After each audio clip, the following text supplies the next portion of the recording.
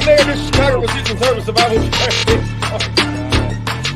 you do it. Don't you do it. Friends here. Y'all, this is because you have to understand that self-defense is a serious business. We do carry forces, advance forces,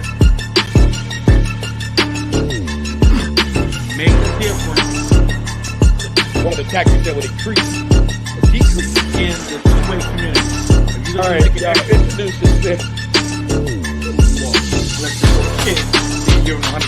Johnny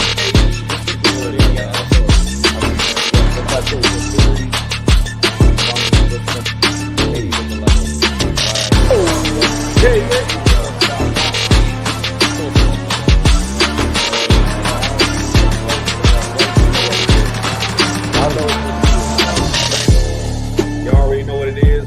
I saw that, and I've done my share. I'm about to put yours up here too. Look at this one. My comment is, I want. hey, you'll be back. Hey. But no, so Marquise Miranda, PC. Man, it's a messed up situation. Y'all know we already go live on Wednesday early, but we just could not wait because this hits home. This hits home. We're going to save the introductions. Y'all know who we are already. Let's just jump right to it. Yesterday, during July 4th, Independence Day, you already know what happened if you've been paying attention to the news. You know that in Highland Park, Illinois, a suburb. First of all, if you're watching this, go on ahead, like, comment, share, all that great stuff. Get people in on this, share it, like it, whatever the case may be, because we are going to talk about it, because those of you all who are freedom-loving Americans who can still have empathy for those people who have lost their lives, who have been injured, but you know what's coming next, you want to pay attention to this special edition of Trigger with Instructor Mike and Friends. I'm Instructor Mike. You know, Marquise is here. John is here. We're going to show some of the information and the press conferences that are out. Yeah, let's go on ahead because we got some heavy points. Thank you all for those who have watched the live from yesterday when I went live from Highland Park about 2.5 hours after the massacre.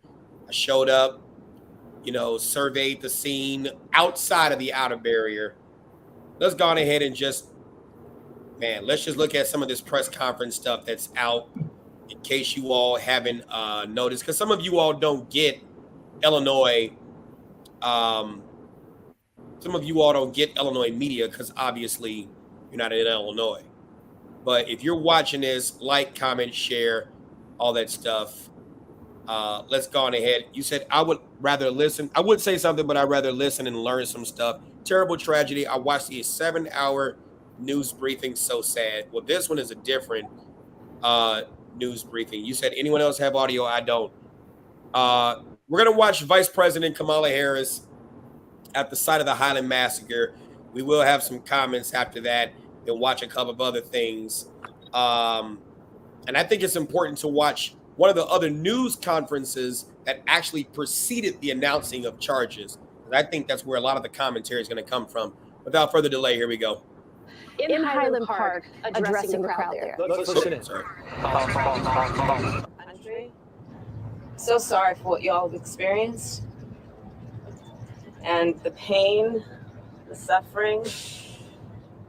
This should never have happened. We talk about it being senseless. It is senseless.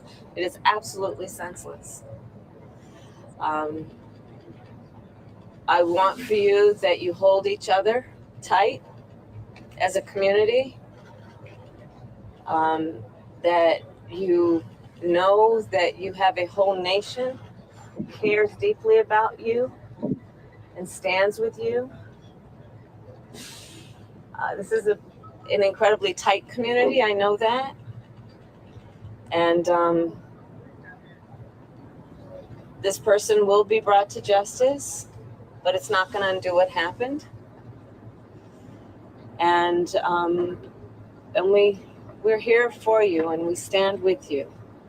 And of course, as we always say, because it is true, our prayers are with you. The president and I and our administration have put all of the resources, and will continue to put all the resources that the mayor and the chief and others need in terms of the federal assistance. So the FBI, the ATF are here. There's a lot of healing that's going to happen that is both physical and emotional. There is no question that this experience is something that is going to linger in terms of the trauma. And so I'd like to urge all the families and all the individuals to seek the support that you so rightly deserve. And we'll deal with what we need to deal with in terms of also as we move forward, all agreeing that we got to be smarter as a country in terms of who has access to what, and in particular assault weapons. And we got to take this stuff seriously as you are, because you have been forced to have to take it seriously. The whole nation should understand and have a level of empathy to understand that this can happen anywhere, in any peace-loving community, and we should stand together and speak out about why it's got to stop. Thank you. Brief comments there from the Vice President, who was in town for an event at McCormick Place for the National Education Association. But while Thoughts On what she just said? Yeah. Okay, so number one, how can a person be brought to justice and they're already arrested? So let's talk about how stupid that was. This person can be brought to justice, already arrested. That makes absolutely no sense. Now, as always, I love how she was able to visit Highland Park, but she didn't go to Chicago, where Chicago had how many this weekend? 55? 61. 61. Oh, I'm sorry. I stand corrected. 61 people were shot in Chicago, which is roughly about, I want to say, 30 minutes away from McCormick, where she's attending something else. Mm-hmm. But she drove an hour from McCormick to Highland Park. Kind of shows you your priorities. Is it because Highland Park is normally a lot safer than Chicago? Yeah. What did you mention earlier? The zip code? Yeah. If you remember from The Wire, it was said in The Wire when McNulty went with the major case squad to the U.S. attorney in Baltimore, when they were talking about, making it a federal case to try to go after the drug traffickers in that drug organization, the Marlowe Stanfield organization, that the U.S. attorney could give a crap about those folks being killed because they're dead in a zip code that doesn't count. And this is not taking away from those who lost their lives in that Highland Park tragedy and who were injured. Those of you all who follow me on Facebook, I was up there. Marquise provided excellent information while he was on that live. But it is true. Why isn't that same attention being given towards those who lost their lives and injured in Chicago, just like Highland Park? Because 16 Candles and Home Alone wasn't filmed there. Yeah. Let's call it what it is. Yeah. The zip code doesn't count. Yeah. The only time that zip code counts is when you need votes. And even Yes. then, your ass still ain't showing up in Chicago to come get votes. Man. You relying on bullshit you relying on BS ads and stupid commercials. Oh, well, we really care about the people. No, you don't. You don't care about the people. You care about the people who matter to you when it's a safe environment for you to come say something.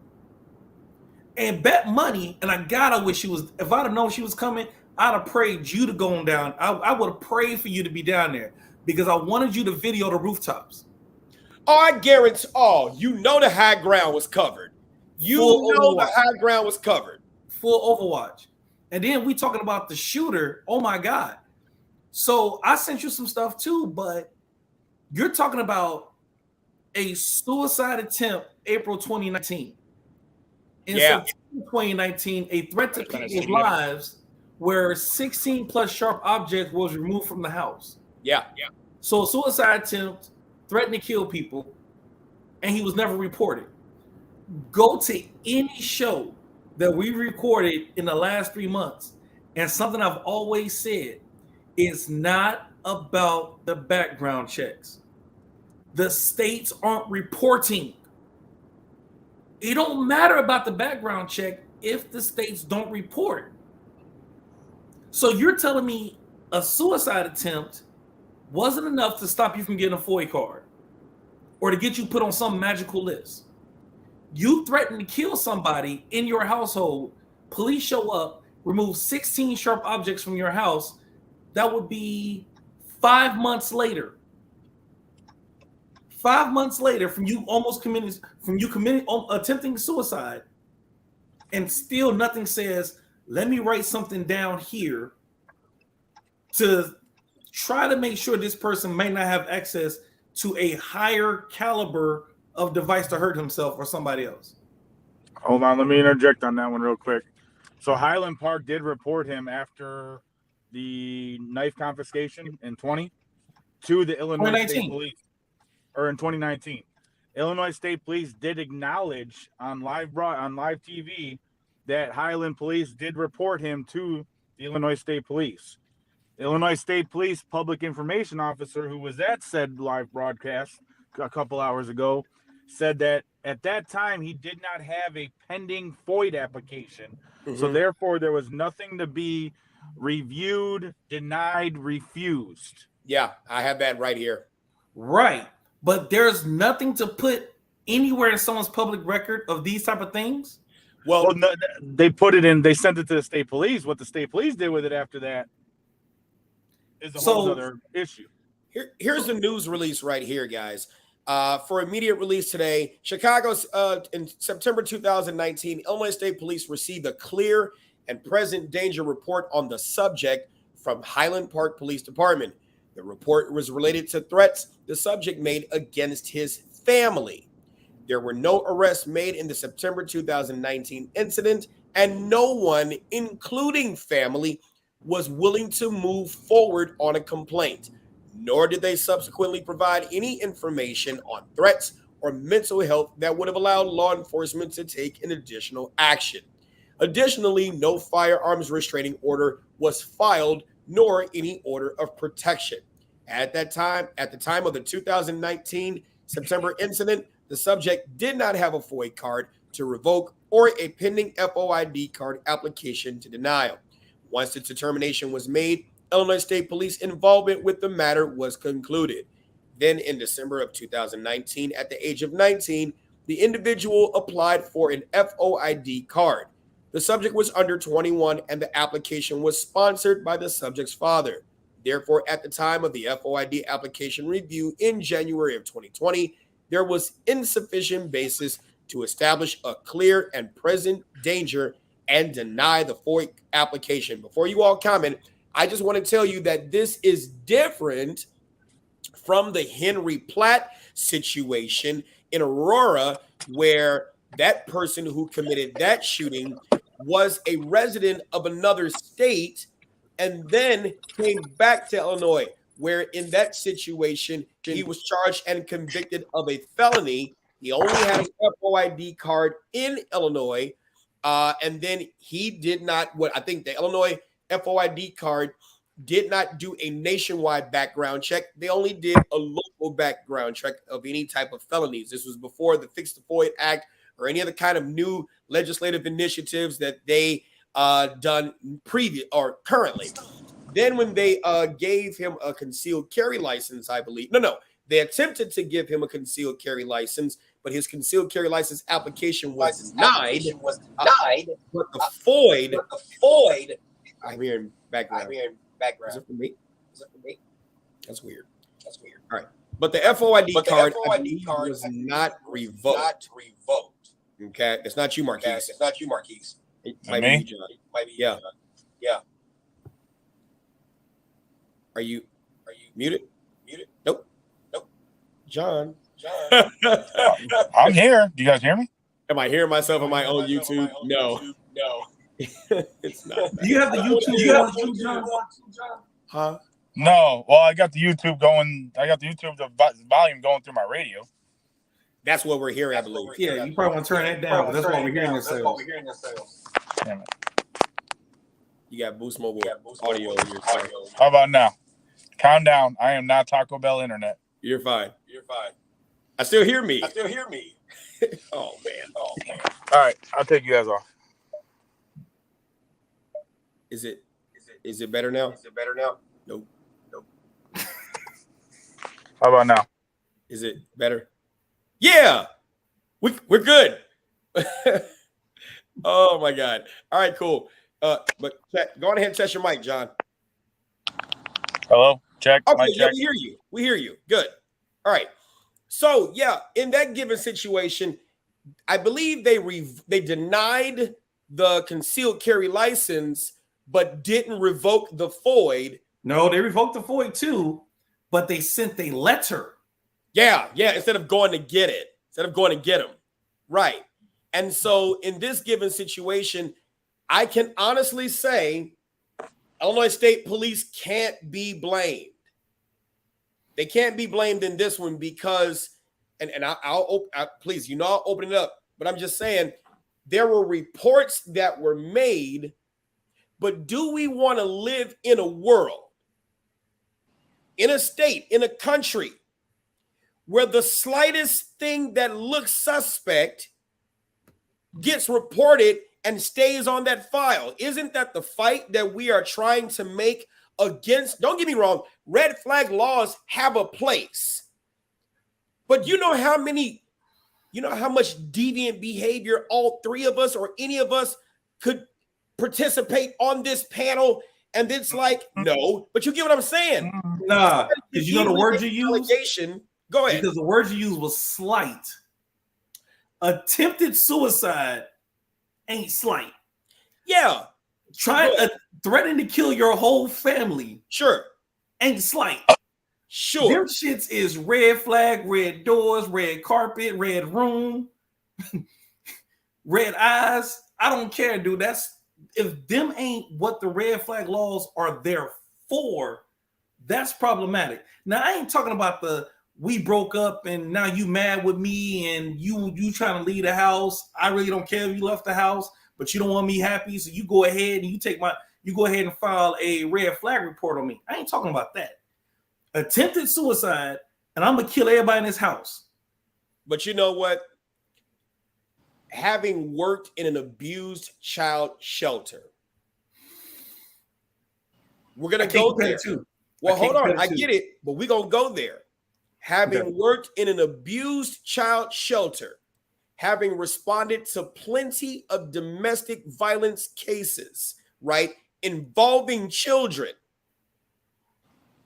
how many teenagers have said, man, I can't wait to blow all these, and they said it out of anger.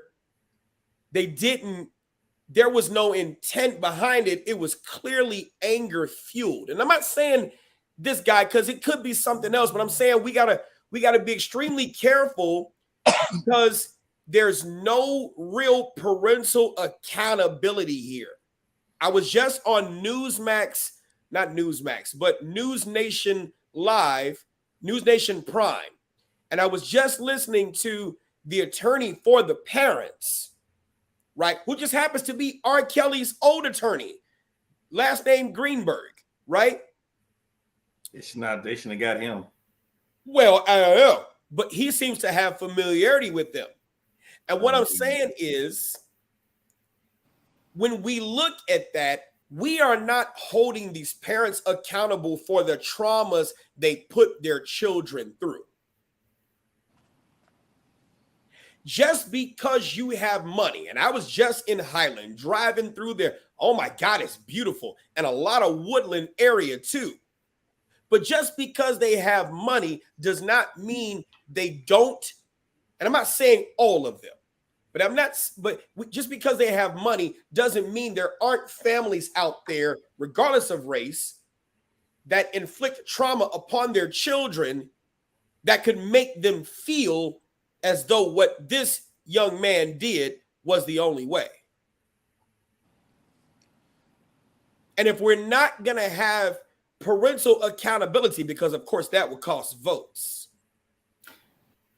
With the parental accountability, so for me, I would love to know, was the mother and father together with the suicide incident, the I'm gonna kill everybody in the house incident, and when he signed a FOIA card incident? Because you're right. I understand that press charges no one pressed charges. It don't negate your eyeballs though. That's true. You a cop who walks into this residence and the first thing you're told about is an attempted suicide in April 2019. Okay, you're right. We're not filing charges, but we go ahead and write this down and we're going to put this part of his record. But you know how politics works in places like Highland Park. Let's go back to Kelly Fox and Kim Fox. Kelly Fox, I'm going to go there. Kelly Fox wasn't even believed on a situation where there was legitimate evidence to arrest the Cook County State's attorney, and the police dare not touch him or her because that's damn near job suicide. Right. Take it to Highland Park. This is a man who has potential prestige or actual prestige in the community enough to even be able to run against the mayor in that town. So who's to say, oh yeah, he threatened to kill the family, but they swept it under the rug. Yeah, should we go ahead and do the report? Come on, Officer Johnson. We don't have to go that far. Well, you know, sir, I guess you're right, Bob. I mean, kids these days, they deal with a bunch of stuff, and we're going to go ahead and just leave it to the family to handle it. So you know what? I'm going to remove my comment I made from earlier then. You see what I'm saying? And my thing is, we spend so much time. I get what you all are saying in the comments. I really, really do. And he needs to be held accountable for what he did. But the problem is, like I've said before, what if in his mind, he doesn't care about going to jail? What if in his mind, he doesn't care about the consequences? What if in his mind, he doesn't care about dying?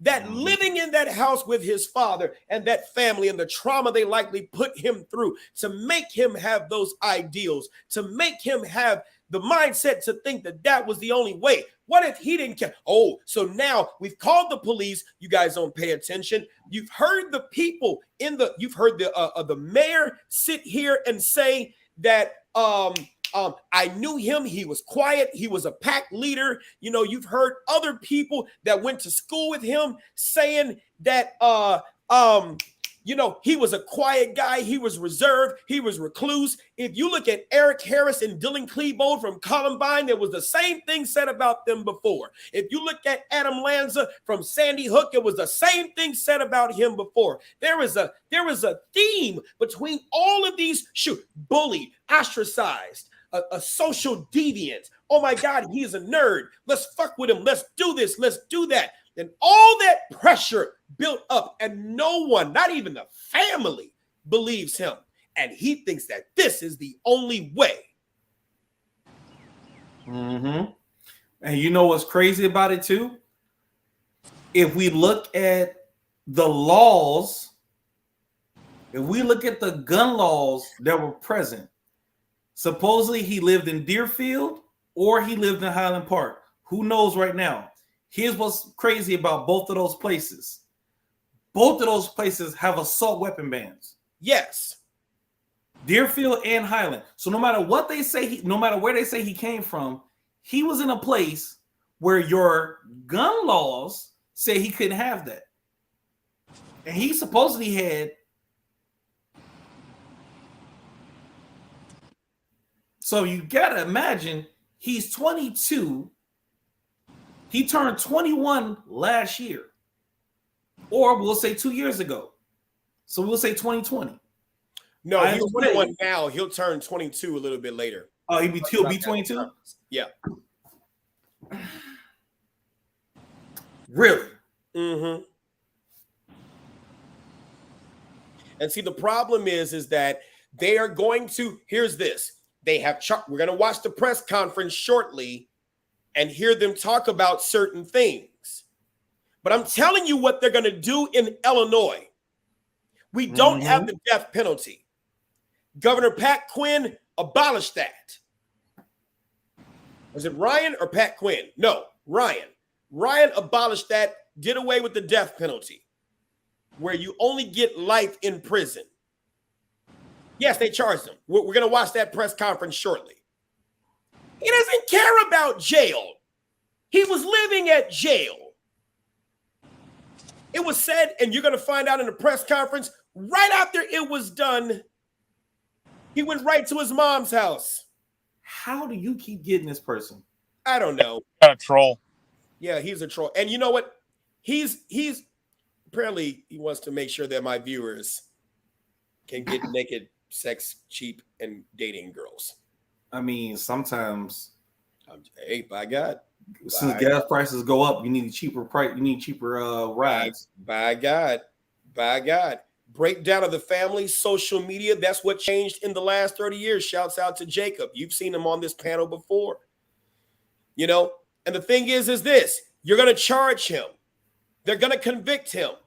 They're going to put him in jail unless they try to use a mental insanity defense. But I find that hard to be one that could be mounted because the planning that took place. His costume, I seen it. You're going to see his picture shortly. He looks like June was his month. I'm just saying the way that he dressed, there was no red flags about his dress. He wore a lace front. And stop. Okay. No, he wore a wig. Thank you. Huh? Just a wig, man. Just a wig. No lace front. Fuck it. All right, cool. He wore a wig and he had an American flag around his thing. Now, red flag. He had long sleeves on. It was hot as shit out there yesterday, right? And then it depends. The fairer skinned people do tend to cover up their arms to avoid sunlight.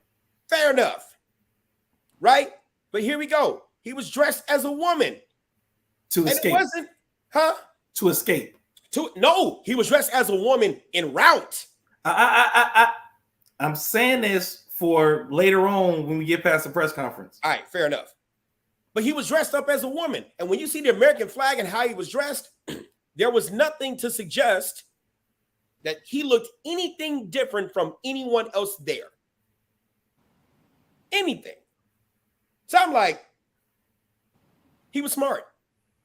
He blended in pretty well, actually. Pretty well. And the thing is, one of the residents said, this doesn't happen here. You found out it does. Happens anywhere. You found out it does. Especially when they're planted. Yeah. Ooh.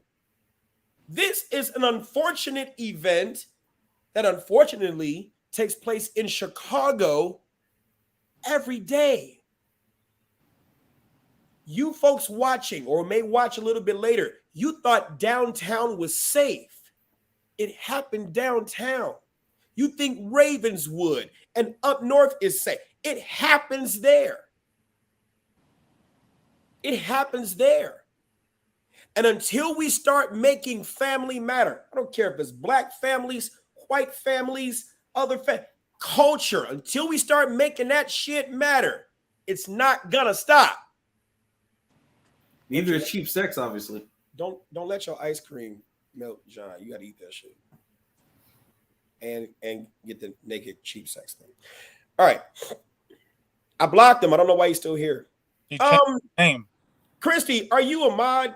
I know you're a mod, Christy. Is Christy here? Because apparently, she's there.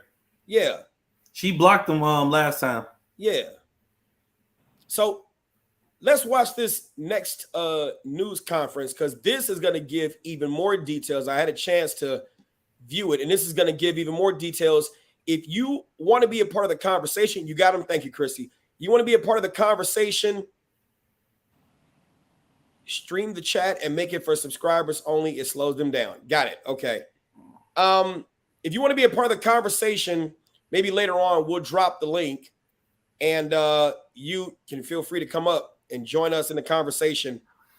Go ahead, Marquise. That keeps popping up. He knew exactly what he was doing. But there's some things I want to talk about. Well, I'm going to wait till we're done with the news conference parts, because I'm going to tell y'all like this. I hate being that person that believes in conspiracies, but when conspiracies look and smell like conspiracies, I like to talk about them. I'm sorry.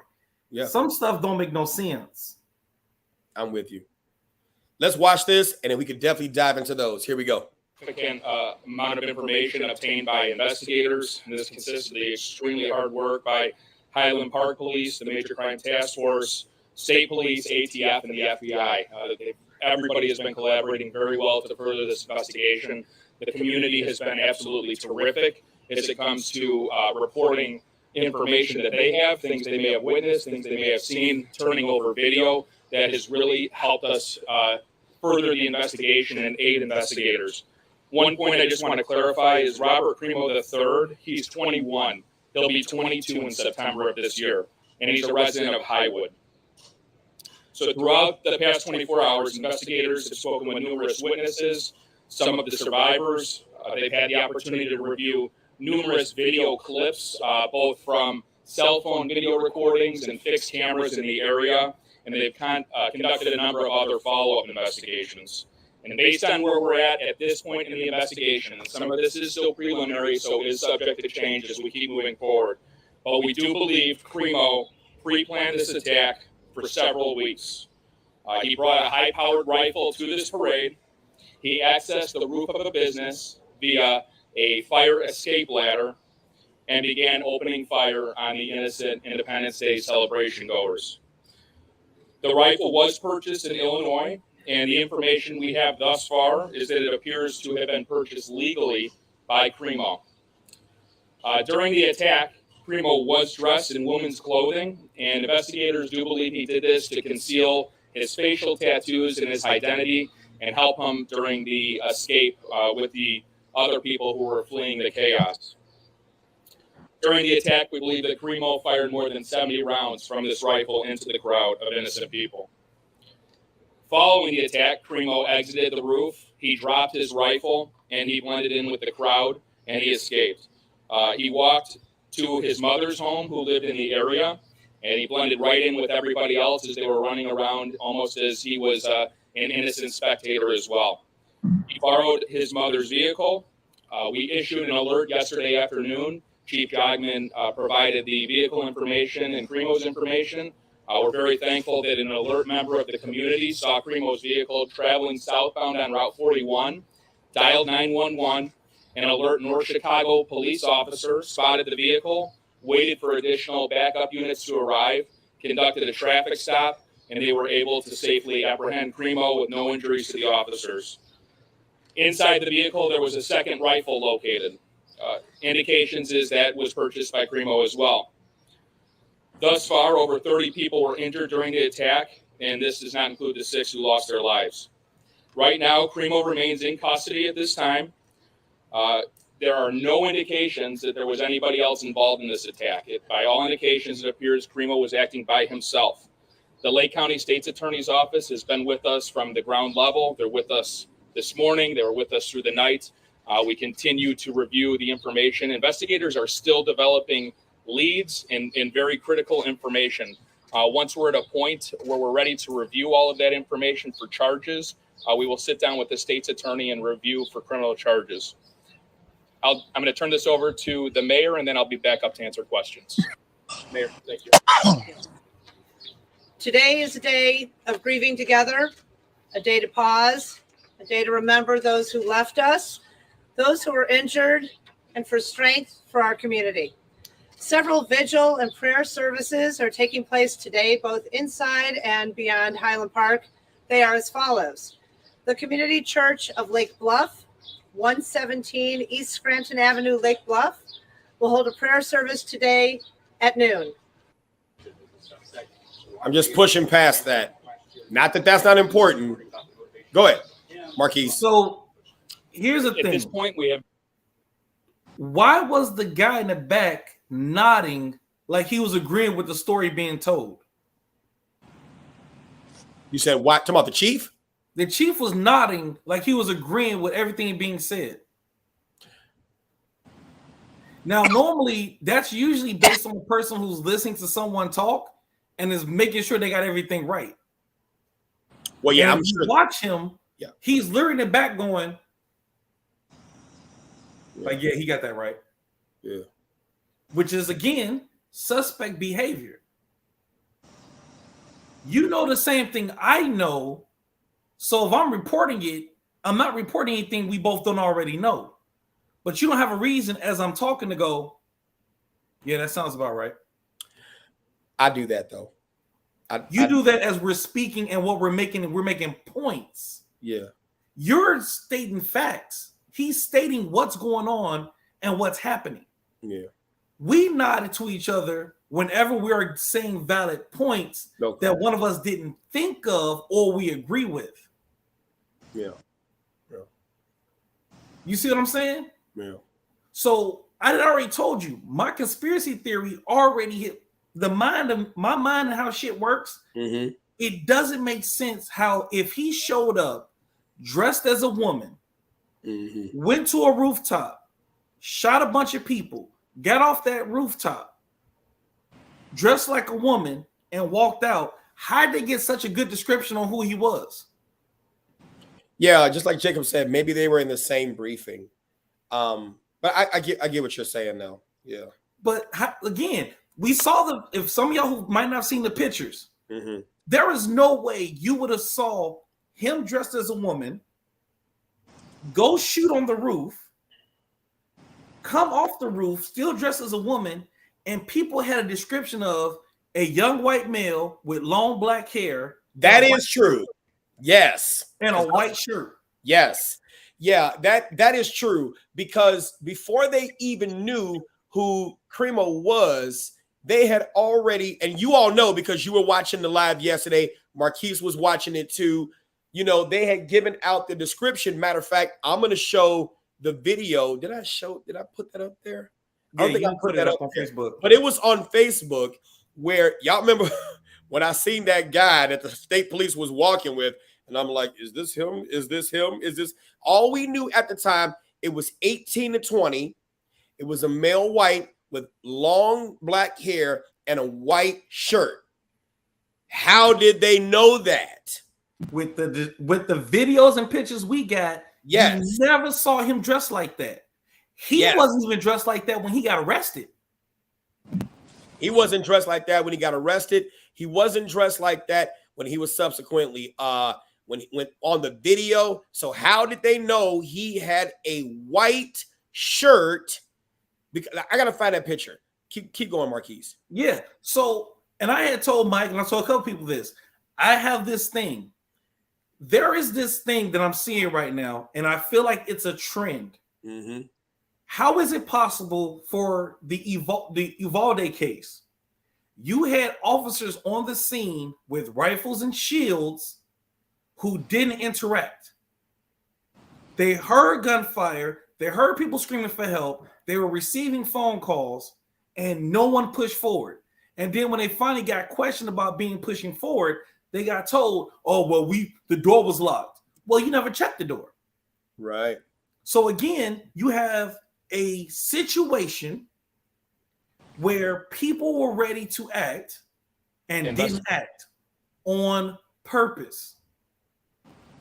And it was another person whose wife called him and said, hey, it's some shooting going on over here. I need your ass to come out here. Right. And it was the person who had nothing to do with local law enforcement who came and saved the day. Because all local law enforcement didn't make a move. Yes. Do I feel like it's a conspiracy? Is something kind of going on? Yes, I do. Because it doesn't make sense how there's video of officers with shields, officers with AR-15s. And we talked about the stack. The stack without a shield, I'm going to tell you like this. I'm not going to say from experience, it's none of your goddamn business. But when you on a stack, that first man goes in knowing either A, I'm getting first shot, or B, I'm first death for you to get the shot. Yep. That's the mindset right then and there. But take this factor and add a shield. So now what's your fear? What's your complex now? If I have a shield coming through the door, what am I scared of now? Right. Because my second person supposed to be able to get that shot off. So now, again, that's my first conspiracy. Why in the hell would anyone listen to kids being shot and killed and not make a move? It's not in nobody's heart to hear that shit unless something you were being told not to do something specifically. Then you got this shooting. It is amazing how a person who was in disguise got identified correctly and was not smart enough to remove the serial number off the rifle. Yes. For a pre-planned event. Yep. And all he did was drop the rifle. So they magically found the rifle, knew exactly who had it, had a full description of the person, even though in disguise, and knew where to go next. Well, let's go to his mother's house. Was the FOI card in his mother's address? Yeah. And I'm wondering, who was that plate registered to? Because that's his mom's car. So how did they know? Because when they released the information, they said it was 18 to 20, male white shirt, black long hair. Then when they released the name, they gave an age, which was 22 instead of 21, and they gave the plate of a 2010 Honda Fit with a license plate David Mary 803 such and such and such. It was like 5 numbers after that. Mm-hmm. If the car is his mom's and not registered in his name, how did they connect the car to him unless they know that he drives his mom's car? And all this was done in less than 12 hours. But you had John corrected me. You had 61 people shot over the weekend, now one arrest. So you telling me y'all so damn good, y'all figured this out in less than 12 hours, but 61 people were shot and not one arrest? I'm sorry. I'm not going. It's in my line of work, this is called an orgy of evidence. That's what this is called, an orgy of evidence. I'm gonna put you like this. No law enforcement office does their job this damn good. I'm sorry. The last time I ever saw someone do this job this good, it still took them 48 hours. And I think it was Dwayne Wade's cousin who got shot on the front lawn. Yeah. And I think that was about 48 to 72 hours. NBC5. Yep. I think that was 48 to 72 hours. And then you had the congressman who I think his nephew or grandson got his shoes taken.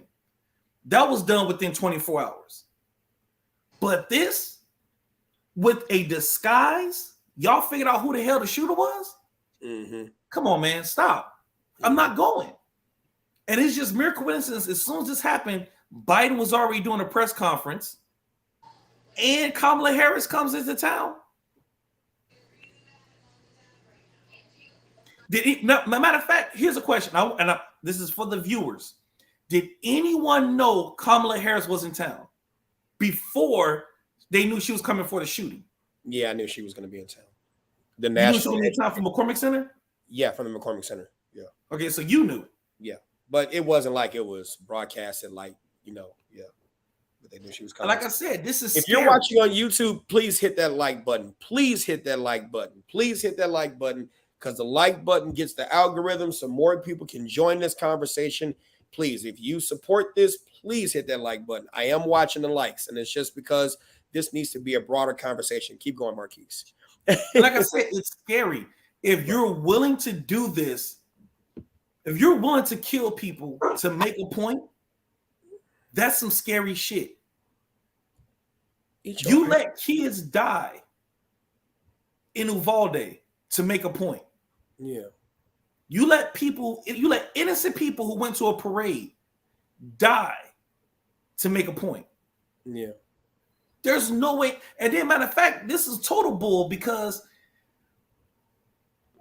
even the news reports said that they had surrounded a house in Deerfield. So Deerfield isn't within walking distance of Highland Park. Right. So why was Deerfield brought up?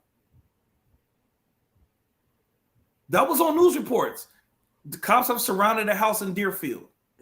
Deerfield is about 15 to 20 minutes away driving. Right.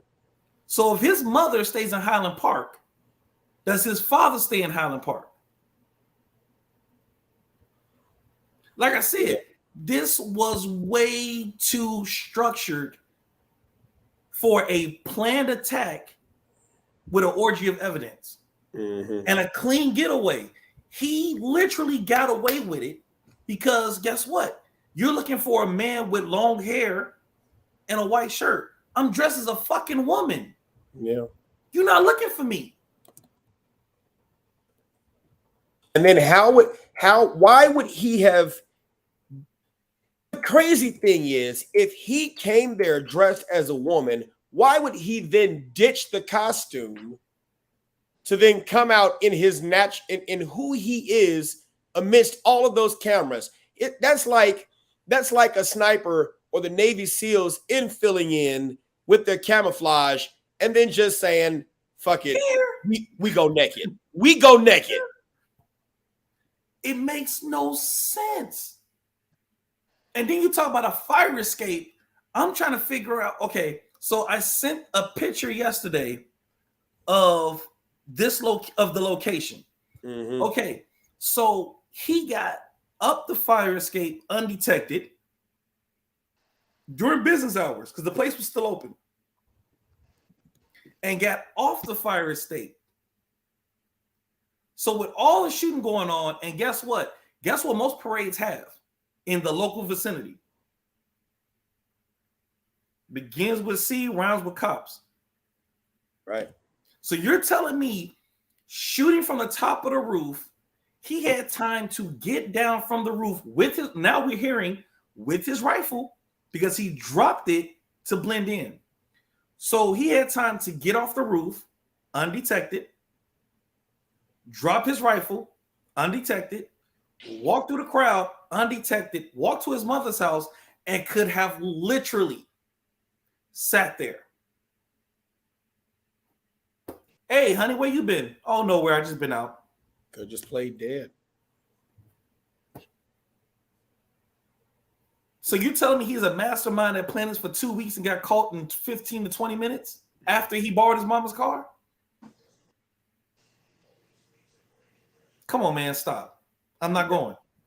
I'm not. Yeah. And like I said, you have two mass shootings that no one can make sense, and neither one focused on the shooter. Uvalde, no one focused on the shooter. Why? Because he's a part of the alphabet community. No one's going to focus on him. Bet money, there's going to be no focus on him. Go. Because what was the first thing that was said? He used the high-powered rifle. Come on, man. You see how he was dressed? Come on, man. That's how he was dressed. Man. Stop it. You can't tell me from that picture you identified a white male with long hair with a white shirt on. Come on, man. Stop it. That's like literally going to R. Kelly's cell and getting him confused with Bill Cosby. Stop it. That's a hell of a it's the way you put that, Marquise. That's it's definitely oh my God. Look at that. There's no dude. Can you do a side by side of that picture and what he looks like? No. Well, let me see. Hold on. Because you can't tell me. You cannot tell. Come on, man. Come on, man. So you want me to look at that picture and look at the other dude picture and be like, yeah, that's the person that we're looking for. He probably had foundation on his face to paint the 47 and awake. No, he had a bang. And with a bang. So matter of fact, I would tell you like this. Me and my wife just watched this movie called The Bad Guys about the big bad wolf, the snake, a tarantula, and a piranha. The shark was the master of disguise. Everyone believed the shark's disguise. This is what I'm looking at right now. This is the damn shark disguising themselves as a person that no one notices is a damn shark. Stop it. Stop it. Unless that parade had methamphetamines blowing through the air. Lakita's got a point. Lakita has got a point. So no one at the house he left saw him leave dressed as a woman. Nah. It's possible, but it is possible because they actually said he stayed in a back apartment. But you still need to borrow your mama's car? Stop it. Stop it. So if he went to go borrow his mom's car, how did he get there? He walked, supposedly. He walked there to go do his damage, and he walked back. So then that brings back up Lakita's question. Did anybody see him? And I would be curious if mom's got a Ring camera on her door. Not that they would need to have that because this is Highland. Right, it's Highland. It's Highland Park. You know what I'm saying? Huh, we don't break into each other's houses out here. That's a you guys thing in Chicago. We have money and Chick-fil-A. I don't know if they have Chick-fil-A. But you said unless he dressed like a woman, often it wasn't questionable. Remember, Renee, didn't we just talk about this the last time? The situation in Uvalde. Didn't we say that because of this current culture that we're in now, shit that might cause you to question something? Go ahead. Robert McDonald brought up that point I brought up, and I'm glad he brought it back up because sorry, John. Why would you see some shit and not take it seriously and not write a report? Politics. So you gonna take the shit but not write a report? Yes. That's scary. Yes. Like they should have I can tell you firsthand without saying names. Yes, that shit happens in small, matter of fact, big departments too, but definitely in small departments. Oh, yes. Yes. And we don't know nothing as much about his father, mother, and we know his father ran for mayor. Yeah, his father ran for mayor, but we don't know. That's just like trying to go to Oberweis's house. You know who Jim Oberweis is, the dairy guy. Back off. That milk and that cheese and that bacon is amazing. You know it. But what I'm saying is, and I bet you them cops in Highland Park make a lot of money. A lot of money. I can almost guarantee you they saw something and was like, we ain't got nothing to say. Well, you gonna report it? Shit, I just bought a house. Nope. It's suicide.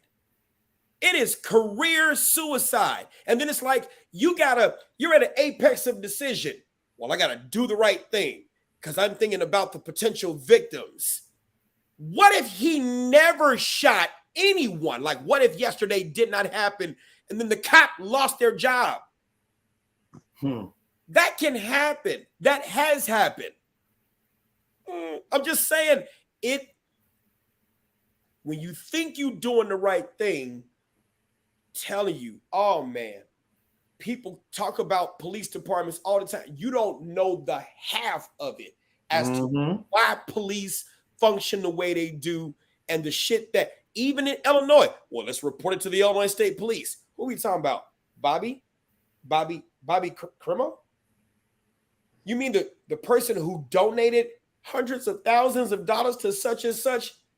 No, the fuck we're not. We're not about to sit there and do anything unless we got some highly credible evidence. Yeah, a library named after him. What you talking about? Shit. We are not about to do that, by God. We're not about to. And that's what I'm saying. People don't understand that aspect of it. Well, here the state police dropped the ball.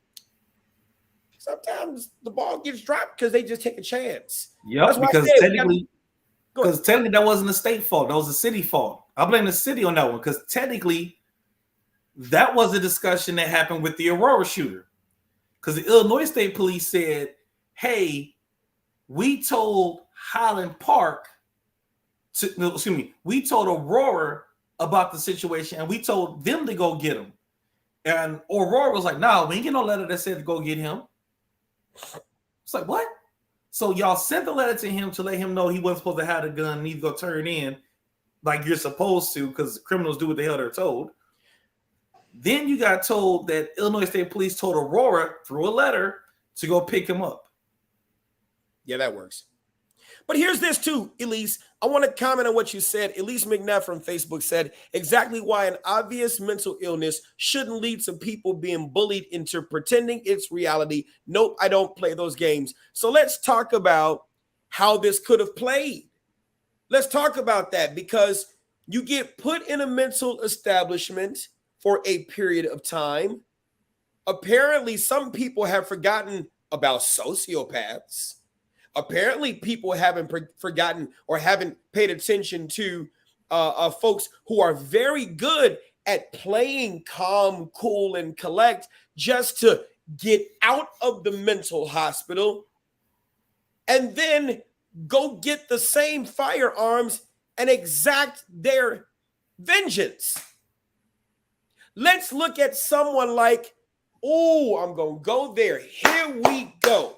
Ted Kaczynski, the Unabomber. Ooh. Let's go there. Okay, we can take his face down. His family's from Illinois, too. We can take his face down now, though. Oh, yeah. Sorry. His family's from Illinois, too. Let's go there. Right? Ted Kaczynski, the Unabomber. Well, from Illinois? Yeah, it's from Illinois. But his was about an ideology, though. We could claim mental illness.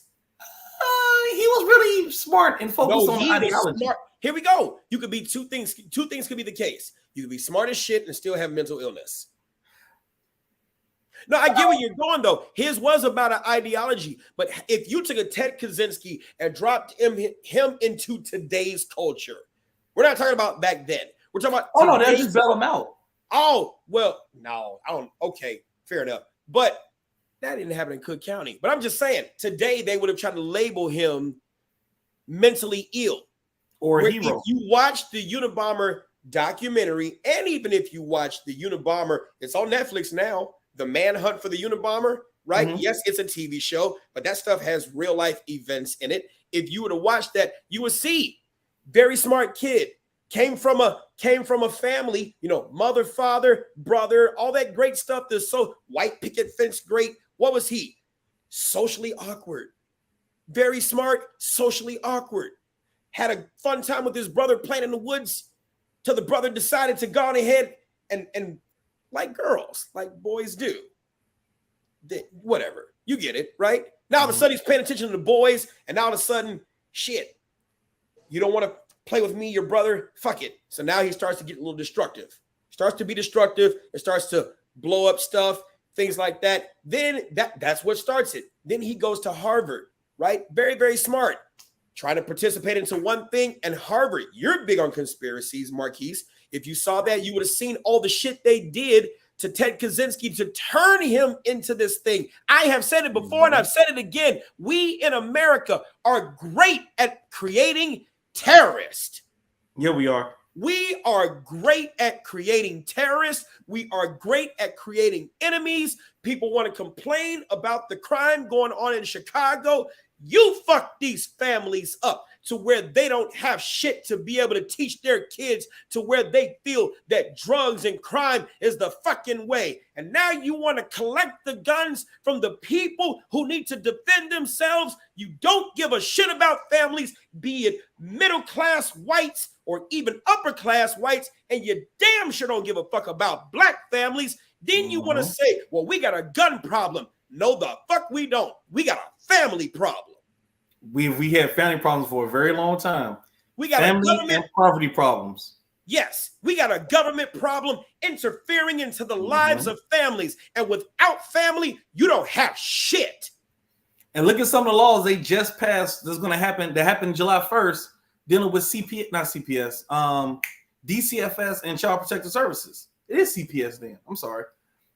Because I didn't want to get it mixed up with Chicago Public Schools. Fair enough. But you're passing all these laws now. It's like you didn't know this stuff already was wrong and existed. You know this stuff was wrong and it existed. Matter of fact, what was that case a couple of years ago? The social worker came out to the house and saw the house was in bad disregard, and one of the kids was missing, and come to find out the kid was in a couch cushion. Yeah, that was Samaje. Samaje out there in Joliet. Or better yet, the white kid. I forgot his name. The one that got killed inside his own house. Yes. And they did a full search for months. DCFS, yes. You know, and it's like I sat there and watched a presser with Mayor Lightfoot, Congressman Samaje Crosby, yes, Mayor Lightfoot, Raul, who's the CEO at Aunt Martha's, Superintendent Brown, Congressman Kelly, Father Mike Flager, Alderwoman Garza from the ward that's close to the Indiana border, and they were praising this whole thing about violent crime and the Safer Communities Act, and how you could just walk 10 minutes to Indiana and get a gun and get this, and this is going to do a lot to sit here and help families, you know, fight gun violence. No, the fuck it's not. Until we start making family the centerpiece and providing resources. Don't get me wrong. I'm on the other part of that conversation about resources, because if you don't teach families about what resources exist, if you were to drop new ones in, that doesn't mean they would make good use of them. But I still believe that if you stop robbing these communities of resources, you start holding parents accountable, you start making parent advocacy the thing where you start, well, you know what, if you don't know how to do it, let us teach you. Well, no, we don't want, no, you don't have an option. Bring your ass in here, or we taking your link. I'm gonna fucking go there. You want to keep this link, you gonna get on this goddamn parenting classes. You want to keep this link, y'all gonna enroll in these home economics classes, and you gonna bring your baby daddy too, because I'm tired of you coming to my office as the caseworker talking all this shit about him. You ain't gotta like him, you ain't gotta fuck him, but you shouldn't be doing it by yourself. Until y'all start putting an emphasis on family, it's going to continue to happen, but that's what they want. They want it to continue to happen because it gives them talking punchlines. Yep. And that's the whole thing. Family is not important. Family, hell, think about it. When the last time you saw a commercial about anything family oriented besides going to Wisconsin Dells or some type of resort? Mile after magnificence. I can't even say it right. I meant to say mile after magnificent. I fucking just go. You don't see. Remember back, and I hate to be this person. Remember back in the day when there used to be commercials that was like, you know, as a family, go out there and go do this. And there used to be commercials of families going on walks or God, man, it used to come on channel. They used to be channel 7, channel 5, and channel 2. There used to be family commercials where it showed families doing stuff. Yes. We don't even have that anymore. No. Unless we're talking about cell phones and computers. Because see, here's this. This is Dr. Jawanza Kunjufu said it best. When the industrial period was in, family mattered because you needed bodies to work in industries. Now we are in the computer age. The family doesn't matter. The single family matters because the more little thumbs you have to hit those like buttons, hit that subscribe shit, hit that this, hit that that. We don't need families anymore. They've made robots be able to do the job of humans. We've shut down factories and shut down steel mills. If you ever watch The Wire and you watch the second season of The Wire, it is important to watch that because you clearly see how the steel mills, that was a family thing. The unions were a family thing. And now it ain't just black folk, it's white folk too in the middle and lower classes too. When they fuck over families because they don't give a shit about them anymore, that's when you start to see despair. That's when you start to see drugs. That's when you start to see hopelessness. And then you try and then you lose a job and then you get charged and convicted of some shit. You go right on in, come right back on out because prison industry is a fucking thing because somebody has to build that furniture. Someone has to build that building. Someone has to build that. They don't want it to stop because they benefit from it too much. That's why we the people got to be the one to stop this shit. Yeah, think about it. How do you have a government that's going to tell you we need your guns so we can protect you from people who have guns when your war on drugs has drugs inside of jails where you control the people in jail? You got walls where people are still selling drugs, creating drugs. You have walls where they're still creating sharp objects to kill each other. You have walls where they're still creating guns inside the jails. But you want to tell me, here, I trust you in defending my life against people who don't give a shit about the laws you create against me. But you also want me to raise my child a specific way based on what you feel are my standards for raising my child. Because again, Hunter Biden is amazing. So I feel like this. People sit here and they keep forgetting. Yeah, I'm a firm believer it still takes a village.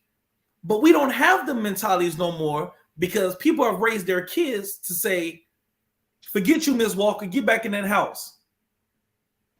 I remember back in the day walking down the street and one of my boys, Dale Curse, you had Miss Walker, you had Miss Jones, Jackson, whoever else was on the porch. Hey, boy, don't be out here cursing. I tell your mama, you know what? I'm sorry. Please don't do that. Now, man, I saw this and she was fine as fuck. Boy, you better be using it. I'm gonna tell your mama, bitch, get your ass back in the house. Okay. So that village is gone.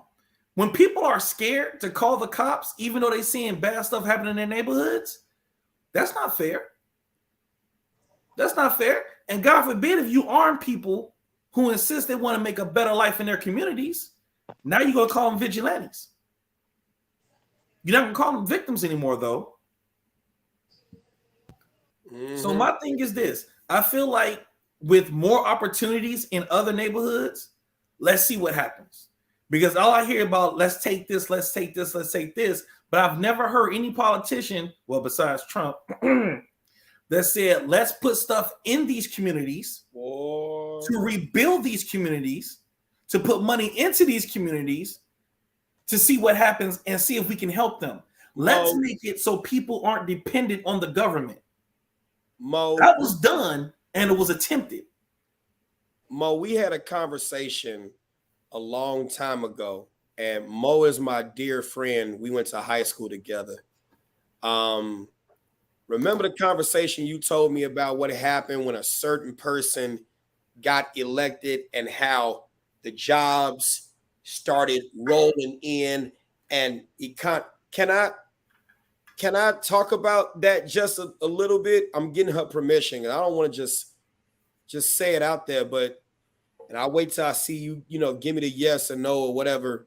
But it's it's one thing when, you know, we could sure use a fucking mean tweet right now. I ain't gonna lie, man. I just a mean tweet and some good ass gas prices. I'm telling you, all right, Mo. So yeah, we were talking, and she was like, man, prior to 45 being brought in, things was dry. And when 45 got elected and he was, you know, make America great, America first, America this, America that, I was like, shit. Yes. And it's like, say what you want to say. But we the people, I got to say this. People want to sit here and talk about what Highland Park felt. What did the congressmen and senators feel on January 6th?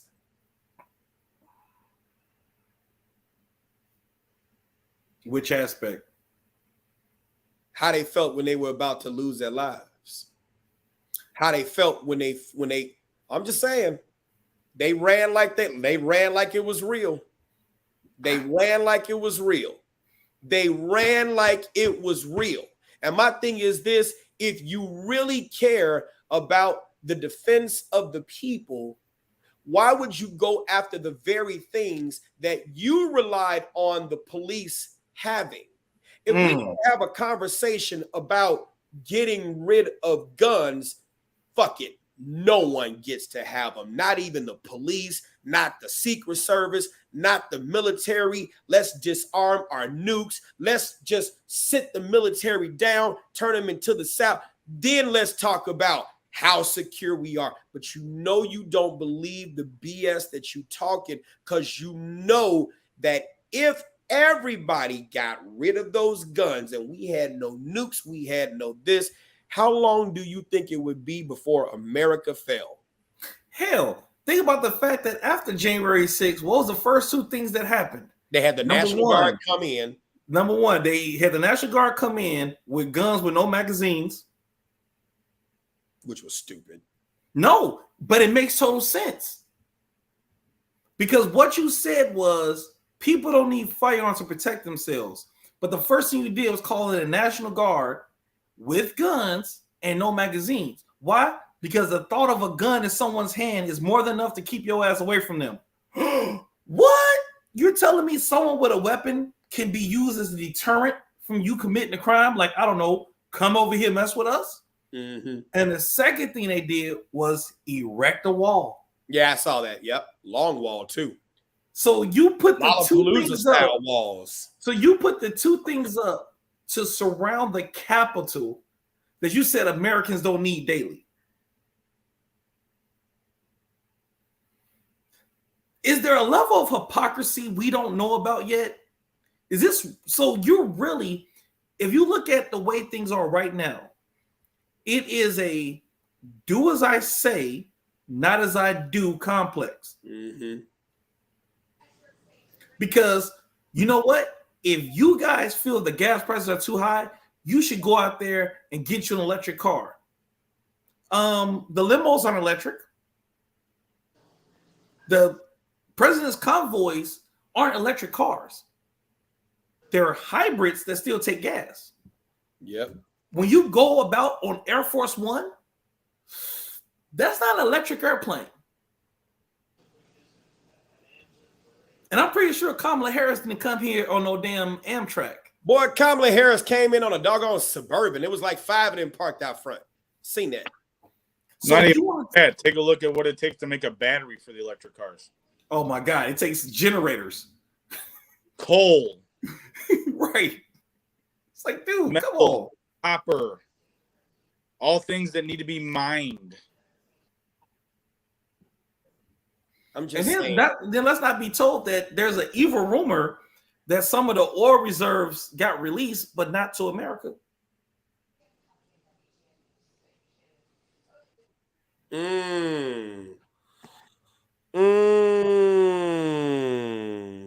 Yeah, but somebody put his ass in office, though.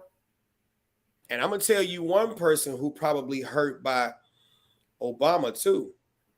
Jesse Jackson Jr. Before or after he got arrested for the Michael Jackson glove? I don't know nothing about no Michael Jackson glove, but Jesse Jackson Jr., we could argue, felt betrayed by Obama when it was alleged that Jesse Jackson Jr. was trying to get the seat that Obama vacated, which was not true. But that's what started the investigation into his life that got him in trouble. And Obama should have been the one to bail him out, but he didn't, because politics makes strange bedfellows. Almost like tapped phone calls on someone saying they should put someone else's seat when Pritzker was before he was governor. Boy, that was released to the public. Jesse White was the safe Negro.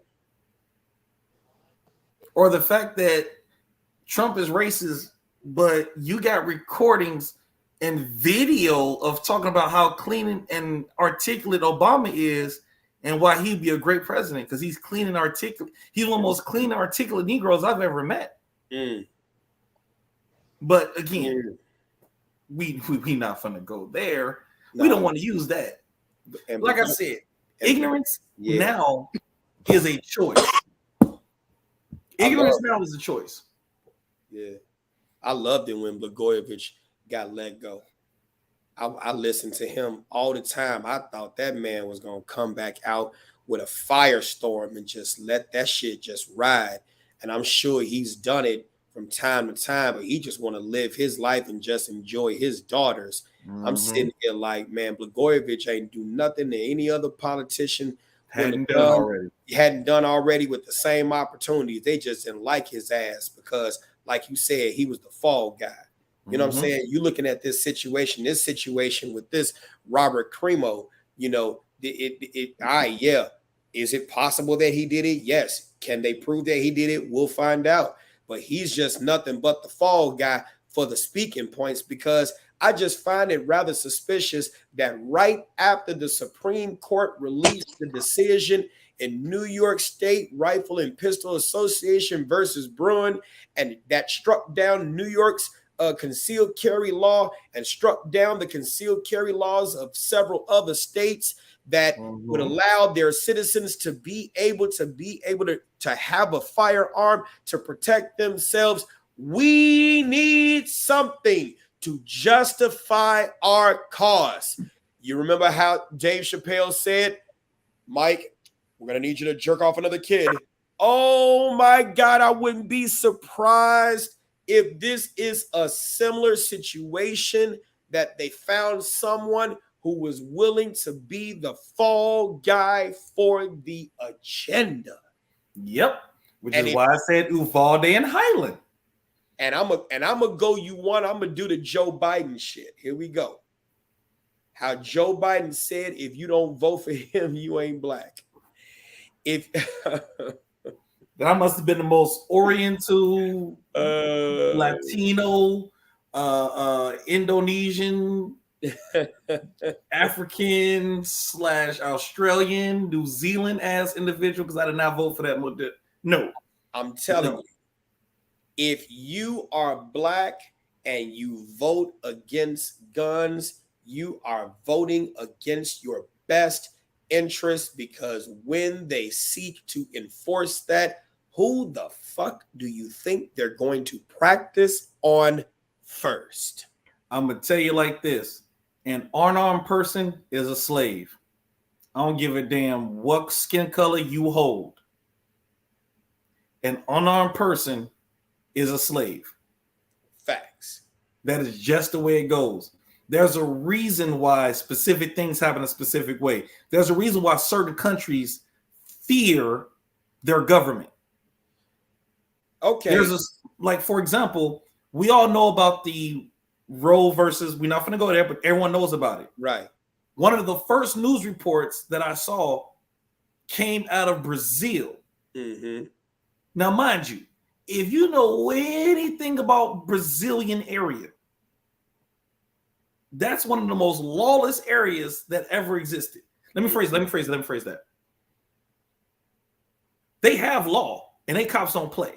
So we not gonna. They cops don't play, but the citizens are unarmed. The criminals are armed, and the police are armed. These two groups are armed, not this group.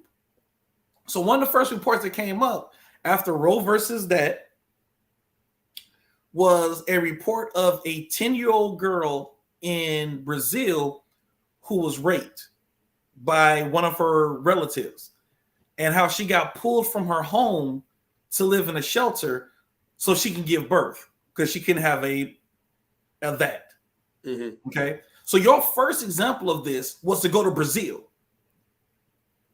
Like, that's how far you have to go to try to make your point about Roe versus Wade, is to go to Brazil, but yet you won't make that same point and go to that same country to talk about how the citizens are unarmed and live in constant fear of both their government and criminals.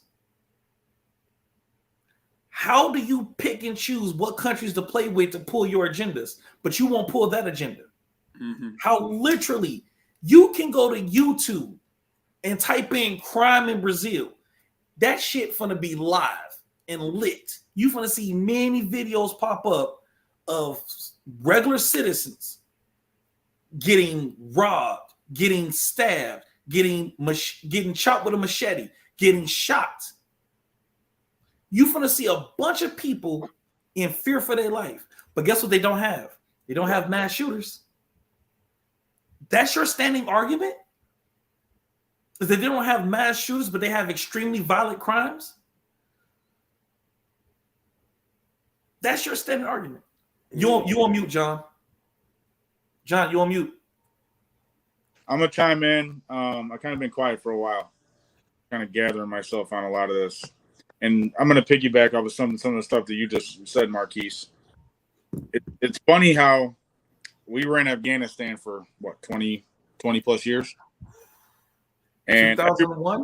You know what I mean? From all different sides and groups and this, that, and the other. Why are we there? Why are we poking our nose in their business? Why are we poking our nose in their business? But the second Ukraine's getting attacked, okay, we want to donate everything underneath the sun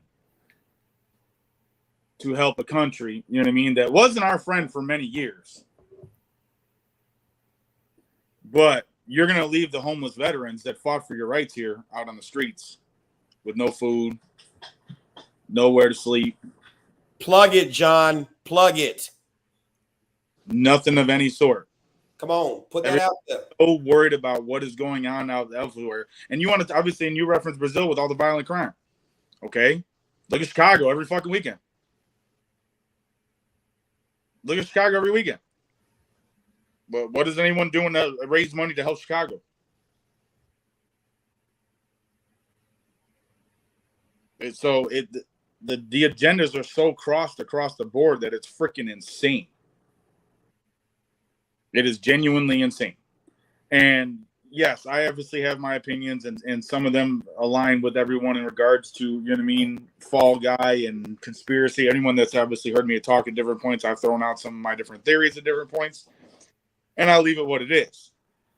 Right now, there is not enough facts for me to state any of my theories, which is why they'll stay theories for right now. That's me personally. But I have completely thought about some of the things that Marquise and Mike have both said. Those things have crossed my mind. I have had some other ones as well. It's obviously, we know it's tragic. That's here nor there. You know what I mean? Like, and I'm not trying to discount it in any way, shape, or form. We all know it's tragic. So that's kind of already inevitable. The whys and everything else, and everyone obviously wants to keep calling assault weapon. When the Second Amendment was written, you know what I mean, it wasn't written with assault weapons. It was written with muskets. So nobody got attacked with muskets ever. Nobody ever attacked anyone with a musket. I mean, an attack is an assault, correct? Or the beginning of an assault that can move into other charges by our criminal code. So a musket was an assault weapon, right? Yep. But it doesn't align with their agendas.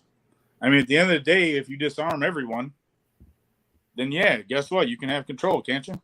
Mm-hmm. All of it. Yep. We constantly pollute and continue to pollute, and everyone wants to blame the gun, blame the gun, blame the gun. I know someone, I think Jacob had said it earlier. Okay, guns are banned. He ran everybody over with a Honda. Ban Hondas? I blocked him. Mm-hmm. Ban Hondas? Hondas are no longer allowed on the street. It's an assault car. Exactly. Like I said, I've been quiet for a while, and I've just been kind of taking everything, reading comments, you know what I mean, listening to everyone. There's a lot that just doesn't make sense. I mean, across the board. How did they get so much information so fast? You know what I mean? Was there obviously video footage? Were they pulling security footage? I mean, again, how were they with, you know what I mean, there at the boy's house within a very short amount of time? Descriptions, everything else underneath the sun. You know what I mean? There's a lot of shit that's suspect. And they said they did an F-tip check through the ATF. No, you're fine. They said they did an F-tip check, and when they did that F-tip check, they were able to get it right to who owned it, where he lived, stuff like that. Okay, so here's a good one for you. Does anybody know what the process is for an F-tip check? I do. I do. I've ran those, yeah. So, an F-tip check starts like this. Said firearm is found by the police. Mm-hmm. Police then reach out to ATF. Mm-hmm. ATF calls gun manufacturer, says, here's serial number of said firearm. Where did this gun go to? They then tell you what wholesaler it was sent to. Okay? Then you got to go to that person. Then you got to go to the wholesaler. Yep. The wholesaler then says what gun store that gun went to. Mm-hmm. And then you got to go to that person. Then you got to go to the gun store. Yep, 4473. And now the gun store has to find that person's go into their system, and hopefully they're electronic. Now, you know, yeah, because there's a lot of older gun dealers that are old school bound book. Mm-hmm. It's F-tip. So now they got to go into their system and then find, you know what I mean, the person that purchased said firearm. Mm-hmm. Mm-hmm. Based off of their transaction control number, based on their 4473. Yep. Then obviously the police will know what person did that. So, what wholesaler was in business on July 4th? What government agency was available on July 4th? Well, ATF. I can say government agency because they can access shit on the fly. Yeah. But what public business wholesaler was in business on the 4th? What gun store? Well, I was on. Well, I know there's a couple, but there's a majority of the time most gun stores are already closed on Monday. You know what? Hey, no, Paul, John, to take the win out of Mike's sales.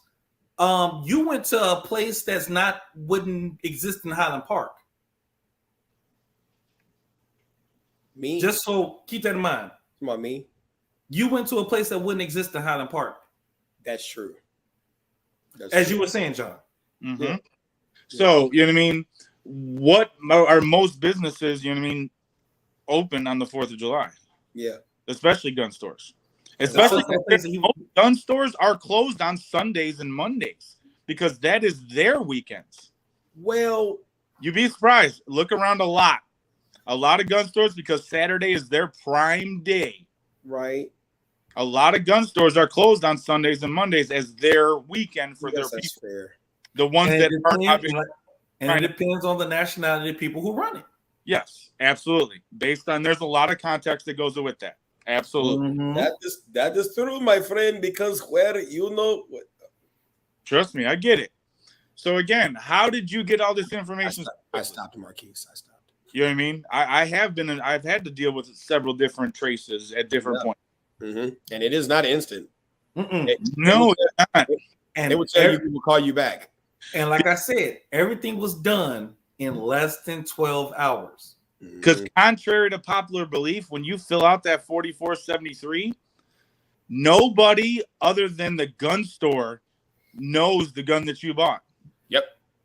Especially in Illinois. Check that box where it says pistol revolver, shotgun, rifle, other. And when they're checked on the actual electronic version, and when they're doing a NICS check, they're only checking your identity. They're not checking the type of gun that you are purchasing. Nope. That only goes on a 4473. Absolutely. You can buy multiple guns. The only time that there's a multiple gun report submitted, it's not alcohol. This multiple handgun report is when you buy 2 or more handguns in a 5-day period. They thought this was alcohol. This was 5. It's a grapefruit Izzy. If you buy 2 or more handguns in a 5-day period, then they will submit what they call a multiple handgun report. Yeah. I guess I'll to alert ATF and other people that you've purchased 2 handguns, which are obviously concealable, in a very short amount of time. Shit, I've been flagged. I bought like 3 Glocks in one day for my students. Then yes, you absolutely had a report submitted on your behalf. Fuck. I mean, darn. So it's honestly crazy to say, and I'll go back to it again. I mean, everyone is worried about everything else that's going on outside our country. And granted, I'm not sitting there saying no one's worried about it, because obviously we have Highland. Everyone and their mother screaming about Highland. Everyone and their mother screaming about Uvalde. Everyone and their mother screaming about Roe v. Wade. Everyone and their mother screaming about everything underneath the sun. The guy that just got shot 60 times in Akron, Ohio. Okay, everyone and their mother screaming about all this stuff. I get it. The gun, we don't have gun registry. About the people that are here on a daily basis. You know what I mean? We want to talk about the 60 rounds fired on the gentleman in Akron, Ohio. Please forgive me. I can't remember his name off the top of my head because I've had 1,000 names written through my head in the last 24 hours. Sure. Where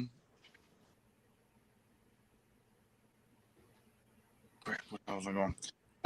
Everyone wants to talk about Uvalde and how sad it is that so many children got killed. Everyone wants to talk about Highland Park. You know what I mean? 4th of July celebration. Everyone's supposed to be able to celebrate independence, and you can't even do that. Hell, we just had an alert a little bit ago at Brookfield Zoo. I'm sorry, what? At Brookfield Zoo, about 2 hours, well, actually about 4 or 5 hours ago. There was a shooting? It wasn't a shooting. They had a threat of violence, so they actually shut down the park and locked everyone down in place. At 7:30, they were going building to building, releasing people. The monkeys fighting again.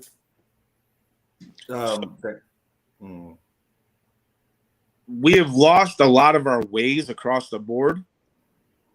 People continuously want their rights. You know what I mean? I want to be able to identify as a freaking frying pan. I want to identify as whatever the case may be. And you know what? I'm happy for you. You know what I mean? Identify as whoever the hell you want. At the end of the day, I really don't care. But don't forget your morals. Don't forget your ethics. Don't forget where you came from. Yes, adults, parents need to be held accountable. Too many people are trying to be butthurt all the fucking time. Can't nobody correct anyone. Can't nobody give anyone constructive criticism. Everyone's ass gets fucking chafed. You can't disagree with nobody. You can't disagree with anyone, you know what I mean? Because then they're going to unfriend you on Facebook. That's like fighting words. It's honestly pathetic. You know what I mean? Social media has become the pathetic aspect of our nation. Dude. Because everything's about, hey, look at me. And that's a scary thought that even with what happens in our daily basis with the active shooters, I hate that damn term, with the stuff that happens in Chicago, you always see some of the same damn posts. Hopes and prayers, thoughts and prayers go out to... Who the hell is looking at your post to say your thoughts and prayers are to the people in Highland? Your thoughts and prayers are to the people in Chicago. Your thoughts and prayers are to the people in Uvalde. Your thoughts and prayers are to Ukraine, to actually give a shit that you have thoughts and prayers for them. Sorry, Ashley. I never understood that. Yeah. I never understood that concept. And it's like literally, oh yeah, that's powerful right there. Let me like that. It's like, what? I had made a post about how I want to start helping low income families with concealed carry. I got criticized because I said, well, no FOIA card necessary. I love you too. Well, no, they're going to need a FOIA card because, people are crazy. They can't bring a gun to my class without a FOIA card. And my students get fingerprinted on the first day. So again, what is my FOIA card going to do with training people? It's your ability to get a FOIA card to do it. But guess what? Be happy I'm doing something or asking to do something to help people out who can't afford it. But again, it's about the criticism about the FOIA card. It's like, really? That's where we're at? Oh, I'm surprised you didn't get the comments where you should be doing it for less than that. Now they're saying Highland Park strong. Yeah, you got to make sure you're on the next thing. Oh, I mean, it's going to be Highland Park strong. Absolutely. I mean, it was Uvalde strong. It was E2 strong. I mean, R. Kelly strong? Vegas strong. I mean, that's going to be the new hashtag. I mean, is Highland Park strong? And again, my heart goes out to them. You know what I mean? I'm not trying to discount the people that passed away in any way, shape, or form. But is anyone saying Chicago strong? No. To the 61 people that just died in the last 30 days? Well, shot. I don't think all of them died. Oh, I'm sorry. No, but no, 61 were shot. Right. Actually, I think like 10. Could be wrong. No, 61 actually were. Yeah, 61 was shot. I want to say 10 died. Mike, can you go to Marquin's profile? Yeah. He put the numbers earlier today. It was how many were actually dead and then how many were injured. Because I don't want to quote miss wrong numbers, and Marquin's pretty much on point with that. I'm doing it now.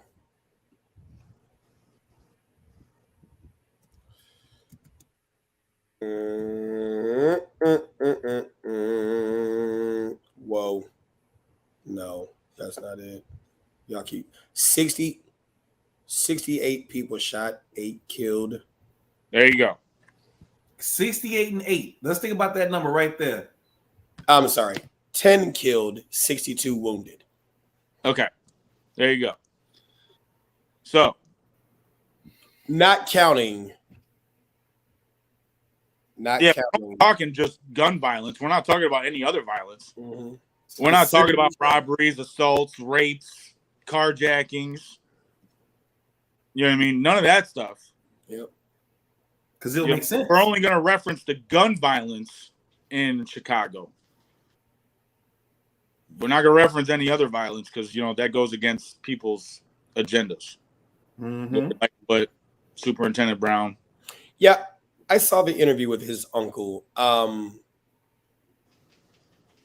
think that I don't think his uncle's lying. I think that his uncle perhaps talks like that regularly. I think they're just a family with money that has issues like other families. I don't think that the Crimos are special outside of money. I don't think they're special outside of money. And I think that when we look at these situations, like I said, they're extremely sad. And there's no emphasis on family, and it's even gone so far to the point where they begin to criticize GOP gubernatorial candidate Darren Bailey, who I believe is a state senator, in him allegedly saying, let's move on, as if he was trying to say, let's move on, they're not important. And then when you watch the whole video that he made on his Facebook Live, he was in Skokie, and his parade was shut down in the wake of the Highland Park situation. And then he was giving his thoughts and prayers, making his statement, saying we got to move on because we know the work that has to be done. We know that we have to, in order to make real change, we have to get back to family. We have to get back to values. We have to get back to this. We have to get back to that. And the media just took out that segment, move on, and just made it Darren Bailey says move on. And now it's distracting from the major issues that actually need to be discussed. Mm-hmm. Almost like when someone said there was nice people on both sides. And that's all they took. Yes. And matter of fact, yes. Ooh. And that's the only snippet they took. And I watched that press conference where 45 he said a lot of stuff. Exactly. That was great. And they just, bam, just that little box right there. And I'm like, what? Another red herring. Yeah. I mean, think about it this way. This is how I laugh at society, and I love our world. We're the only nation that can literally go to a job interview and your employers find out the worst shit about you and you still get a job. You know what that's called? The presidential debate. Facts. Think about that. The worst shit about you on that podium comes out. Everything that's wrong with you, everything you've ever done wrong comes out on that podium. Yet someone still elects you and you still have a job. True. Or how about the fact that literally we listen to people about protection who are protected by protectors who are well trained with firearms and violence to protect people on a regular basis. Let's not get it misconstrued. A person who is literally part of Secret Service, don't get it misunderstood that person is not well trained in violence. Don't get that misunderstood. They're well trained in violence and carry firearms, and some of them are automatic. But automatics were banned in the 80s because no person needed an automatic weapon in the 80s because that's not a necessity for you. But for my guards, yeah, they can have automatic weapons because I'm more important than you. They can put up fences and say, I'm more important than you. Yeah. They can tell you what you need to protect yourself while being well protected by some of the best people skilled in violence ever to cross soil. And here's the question that I have about that too. How many people who have made those statements probably reside in that town? How many people who have supported the anti-gun legislation are from that town of Highland, where if they would have, and see, this is the problem, like I said yesterday, Lakita said it. She said, Mike, just like you said, these small towns don't think that the things can happen there. You should prepare for anything. These shooters don't care where you live. They don't care where you come from. Big crowd events are there. And my question is this to the people of Highland. See, they want to attack the gun. They want to attack mental health. Why didn't you protect your? Can I? Okay. Fuck it. Be real. Hey, due to the graphic nature of what I'm saying, just allow me a little latitude, please. Allow me a little latitude. You should have a lot of latitude compared to what's being said in this world. Why you ain't protect your whiteness? Why you ain't protect your? They talk about ethnic diversity. Mm-hmm. They talk about ethnic diversity. That fucking town is 90+% white. 89.63. Huh? 89.63. 89.63% white. 0.076% black. 3.92%, I think, were Asian. And I'm just saying, y'all love using Chicago as a punchline for violence. And you hear black activists all the time sit there and talk about the criminal justice system isn't designed to protect black people. Well, apparently the criminal justice system ain't designed to protect white people, because if that was the case, what happened in Highland Park should not have happened. I can almost assure you every last one of those victims are white. Well, you got some Hispanic ones too, but you get what I'm saying. White. So that's what I would be asking the mayor. You value them at election time,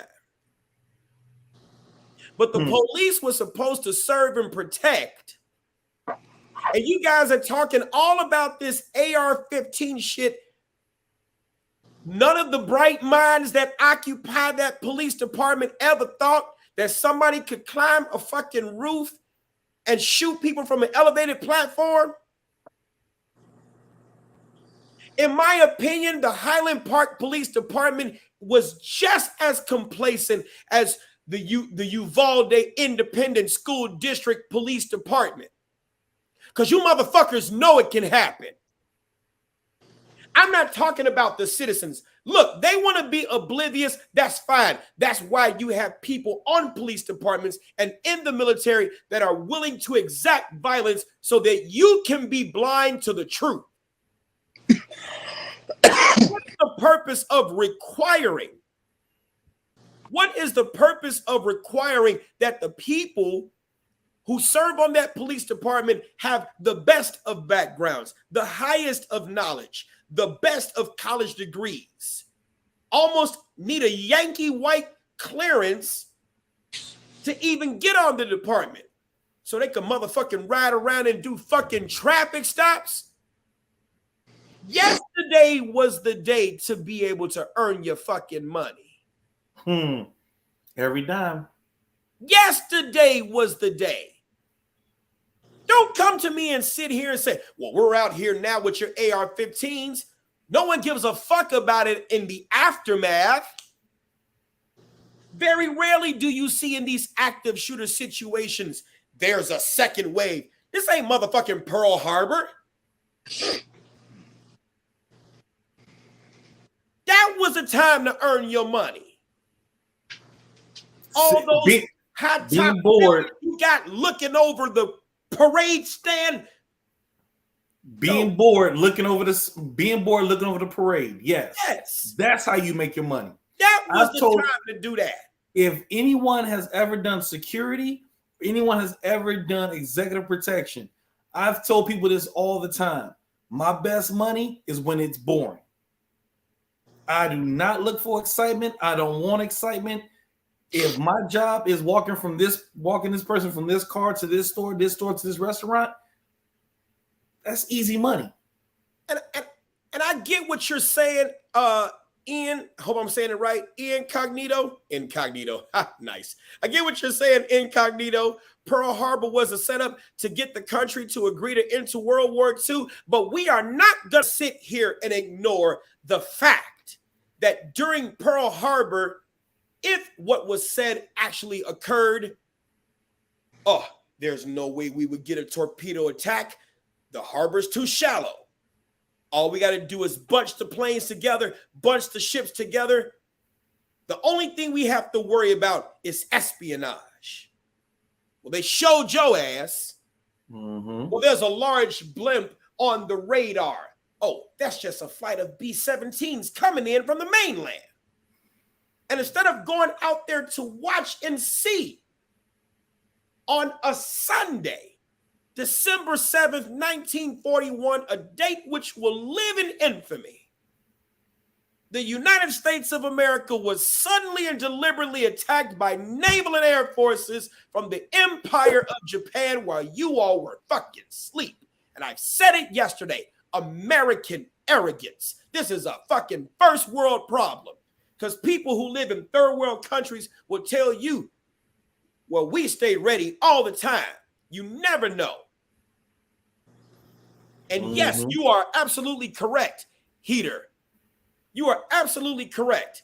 In fact, you ask, I went to Hawaii. I went to Pearl Harbor. And I got the picture of the quote that Admiral Isroku Yamamoto even said, you all putting the trade embargoes on us was like putting a dagger to our throat. You forced our hand and forced us to do what we had to do. Mm-hmm. You forced our hand. And what I'm saying is this, dude, that was the time to earn your money. To have the high ground. You got no designated marksman. You got nobody you could have called. This would have been the perfect time. Veteran Overwatch. How many veterans with long guns would have sat up top and easily picked off old buddy? If allowed. If allowed. There would have been plenty of veterans that would have drawn. It took me nothing but an hour to make it there. Marquise would have, provided you wanted to do it. Marquise would have been there. Other veterans from around. You're not far away from Great Lakes. Yep, and I got a 308 with a good ass scope. Don't get it twisted. I'm just saying.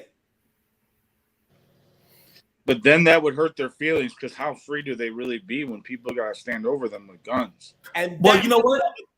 I'm gonna tell you like this, hey John, and we both know this: the best Overwatch is the one you don't see. Man, facts. Because you know you're not gonna see me. You finna hear something and it's over. Because think about it. The only reason why he got 70 shots off. Matter of fact, let's talk about that.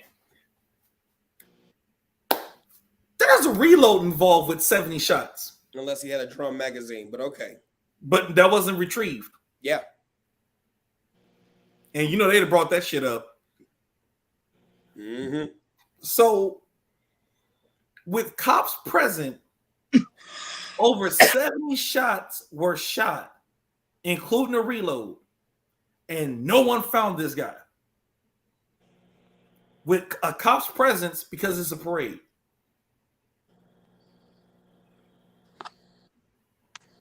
How is that possible?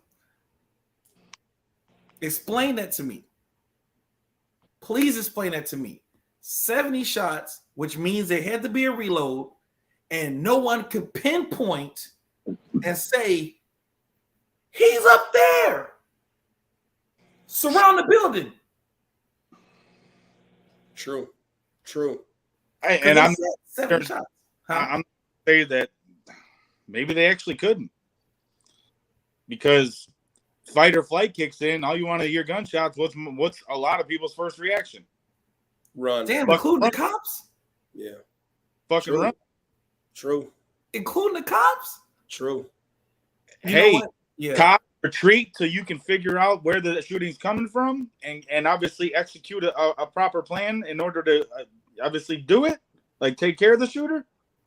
Yeah. And the thing is, didn't y'all hear me talk about constantly the assumption that these police train? Right. The assumption that you think these police do more than what they do? That's true. And you know what? And after both of y'all just said that and that reality just sunk into my head, I mentioned this on a show way back in the day or whatever. We are to the point where our cops are an exact replica of Demolition Man. Our cops are not trained to deal with this type of violence. I have said that in our previous live. About to talk about we are rolling into Demolition Man like no other. Yep. Because we're worried about hurting people's feelings. We're worried about bad language. But cops being trained to deal with certain types of violence kind of comes up. And is that almost ended humanity? Mm-hmm. Yes or no? That was in Demolition Man. And now we're on our, third one with the monkey flu. And the 3 seashells.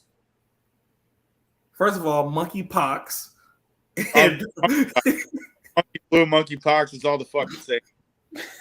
And then we're going to go to the 3 seashells because we're knocking down too many fucking trees. Oh, wait. Pause. Now that you bring up the 3 seashells, this was also pushed in the 2022 July 1st mandate that Pritzker just pushed out as one of the laws.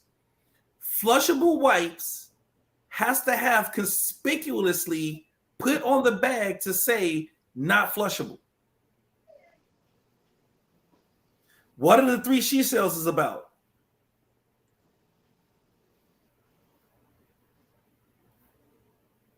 We are literally to the point of almost Demolition Man. So you're saying the product that was created with the words flushable wipes are not allowed to be flushed anymore? When their intent literally says flushable wipes? So it's amazing when we start talking about conspiracy theories, how like previous things match up. How many of the things on The Simpsons have matched up over the years? They predicted Trump in office. They predicted Schwarzenegger in office. They predicted COVID. I don't know about monkeypox yet. I just wish veteran Overwatch was a thing that could have protected those people in high. Absolutely. But at the end of the day, in the current state of our society, too many people are butthurt by that. Yep. I'm not saying I disagree with you, Mike. Again, yeah, you're fine. You're right. In a society, too many people are butthurt. We don't want the police in schools because we don't want kids to feel like they're in jail. We don't want people standing over us with guns because we don't want to feel like we're being governed by a military. We don't, you know what I mean? We don't want any guns around us because that hurts our feelings. And mean words. Don't forget mean words. Yeah. Abraham Avalos says, Instructor Mike, what are your thoughts when Lake County District Attorney mentioned supporting a ban on AR-15s during the press conference? We got to watch that press conference. Let's watch that press conference because I want to hear what he had to say, and then I will answer that. Let me go to Nikita. Huh? Lake County said that? Yeah, we're about to watch the press conference in a minute with him announcing that stuff because it was the U.S. attorney. We're going to watch this, especially while we got the views for sure. Mike, do you think we will get the same law in Tennessee just passed July 1st about criminals during 100% of their time will things will change? No, because people don't care about consequence. People don't care about consequence. If they cared about consequence, a lot of stuff should not be happening. They don't care about consequence, so I don't think that's going to change anything. That's just like people saying, they're praising this Safer Communities Act, stating that, well, straw purchases are now a federal crime. People are going to really be, if you can get charged by the feds. Look, if people were worried about Fed time, they wouldn't sell drugs. If people were worried about Fed time, they're not worried about that shit. They're not worried about it. They don't care about that. They don't care. All right. They don't care about that. All right. Let me get to this video. Thank you all for watching. Please consider sharing, liking, commenting. If you haven't already, if you're on YouTube, please hit the like button. Please hit the subscribe button. Get the likes up for please get the likes up. That does help the algorithms. If you appreciate this content, I've seen you all say, good show, great stream today. You've heard a lot of great things come from Marquise, from John, from myself, from other people that have been on the panel. Please, I don't mean to be begging you, but it does help the stream, and we're doing this free. We're doing this free, just passing information, because I'm telling you, the things that we don't talk about now will become the things that we talk about when they attempt to try to take all of our firearms, when they attempt to try to, there's other stuff coming. And I never thought I would ever see this stuff in my lifetime.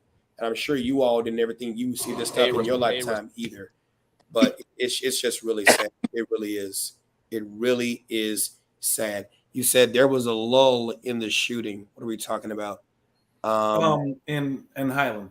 Yeah. There was a reload. That was yeah. Reloading. Yep. All right, here's a press conference. Let's go on ahead and watch this and see. You obviously got a lot of politicians in the background, from the police chief to the mayor to the U.S. attorney, John Lausch, for the Northern District of Illinois. You got another state's attorney. So let's go on ahead and listen. Here we go. Sendo, U.S. attorney for the Northern District of Illinois, John Lausch. Highland Park Mayor Nancy Rodering. Highland Park Chief of Police Lou Jogman. And we'll begin with State's Attorney Eric Reinhardt. State's Attorney. Hey, Mike, pause real quick. Good evening. Go ahead. Hey, real quick, I got to bounce out, guys. I got a long day tomorrow. All right. real quick, everyone. I started to get in this earlier, and then I went on a whole nother rant. If you get a chance, take a look at our Facebook page, Guardian Concepts. We have a couple veterans events coming up on August 6th and August 13th. There we are looking for help on. I won't obviously dominate the time because I don't want to take away from Highland in any way, shape, or form. So please go on our Facebook, take a look at a couple of those events. If you have questions, reach out, please. We're trying to raise awareness and do some things for local veterans and elderly veterans. I appreciate everyone's time, and I look forward. We going live tomorrow? We might. I'm down. All right. Yep. So, down too. See y'all tomorrow. If not, you know what I mean? If it doesn't happen tomorrow, see y'all next week. Have a great evening. Tenfold. Be safe, brother. All right, let's get to it. Tracy, Mike, and Marquis said earlier, Mike even made a video about yesterday and about the area and how they thought they couldn't happen. Yeah. Do you believe that open? Let me answer this question before we get there. Do you believe open carry could help a state like Illinois, considering a lot of the time states with open carry experience less gun crime? Also, do you think the lower crime is a result of criminals knowing people are likely carrying, or do you believe it's coincidence? No, open carry won't help us. It's a culture thing. It's a family values thing. It's a respect for yourself, number one, respect for people and their right to coexist in the pursuit of life, liberty, and the pursuit of happiness. We've had concealed carry ever since 2013 and ever since 2014, yes. And ever since 2014, 2016 was one of the highest years of gun violence. We've had the crime that has ebbed and flowed and has spiked, things like that. And so, yes, practical Ken, I have to agree, as Marquise does as well as I do. Open carry just gives the bad guy a tool he can see and take, especially given some of these videos that we have seen and even showcased on this show where people don't even, their holsters are shabby, their situational awareness is horrible, and they've gotten their guns taken away from them. So open carry would just inflate the egos. Now, don't get me wrong. I can't say that in all of Illinois. I will not say that in all of Illinois, because in certain places in Illinois, you could be okay. Mm-hmm. But I will say all of Illinois. And the reason why I'm going to say all of Illinois is because states that have open carry had already created a level of respect where people were like, I don't know if you do have a gun, but if you do have a gun, I can see that gun. There's a strong possibility you might be willing to use it. Now, here in Illinois, there's a different story because our population and our penal system is a joke. There's nothing to fear. Even if everyone knew someone had a gun in Illinois, all it would be that testing to see if you're willing to use it. Where in other states, it's proven that citizens don't mind putting a hot one up in you. And see, that's the thing to Loco 16. He said, he or she, whomever, please clarify. I disagree. Here in Georgia, everyone is armed and drugs are as bad as Chicago, but they rarely mess with the people. You're talking about not as bad. Yeah, you're talking about the South versus the North. No. I'm gonna say what you just said. If you can say, okay, let's put this in. Okay, I disagree. Okay. Here in Georgia, everyone is armed and drugs are as bad as Chicago's. Here's the thing. When have you heard us talk about drugs?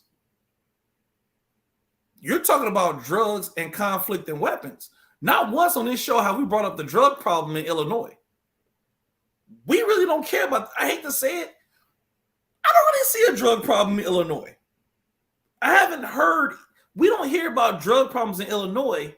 And again, these statements are mine and mine alone. They're not of Mike's. We don't hear about drug problems until they're in the white neighborhoods and some kid OD'd on fentanyl or some kid OD'd on heroin in a better neighborhood. I concur. So I'm not going to say, you talking about a drug problem. You can look at people being armed and people and drugs, and you putting the same thing on the side. We just got straight fucking violence. It ain't got nothing to do with drugs. We got straight violence. There is literally a video of a man who's letting his kid out the car. Another man walked in the car and just shot the hell out the man. Mm-hmm. That ain't got shit to do with drugs. Chicago is violent, period. We don't need excuses. We don't need drug excuses. Yeah. We don't need politician excuses. We just violent as hell in Chicago. But let's be real. There's a reason why Chicago has been allowed to have that much violence. And in my personal opinion, it deals with gentrification. If you eliminate the populace that's in Chicago, then other people can move into those areas and make it better. But that's just my personal opinion. True. Yep. All right, let's get to the press conference. Here we go. And we appreciate you watching. My name is Eric Reinhardt. I'm the Lake County State's Attorney. As a resident of Highland Park myself, my family and I grieve with our neighbors over this unimaginable tragedy. On behalf of the State's Attorney's Office, I want to express my condolences to the families of those who lost their lives yesterday in this premeditated and calculated attack. Separate from those 7 lives that were ripped away, over 2 dozen other mothers, fathers, sons, daughters, brothers, sisters, and neighbors were injured. Hundreds, if not thousands, will be psychologically scarred by yesterday's events. These individuals, our community, and Lake County will never be the same. You guys are saying it's an echo. I don't know if I can do anything to control that echo. I guess we'll let it play and see what happens. Here we go. We are grateful to the unbelievably courageous law enforcement officers who were there when the shots were fired right here in this pathway. They and other law enforcement agencies from throughout the state came to this spot of danger.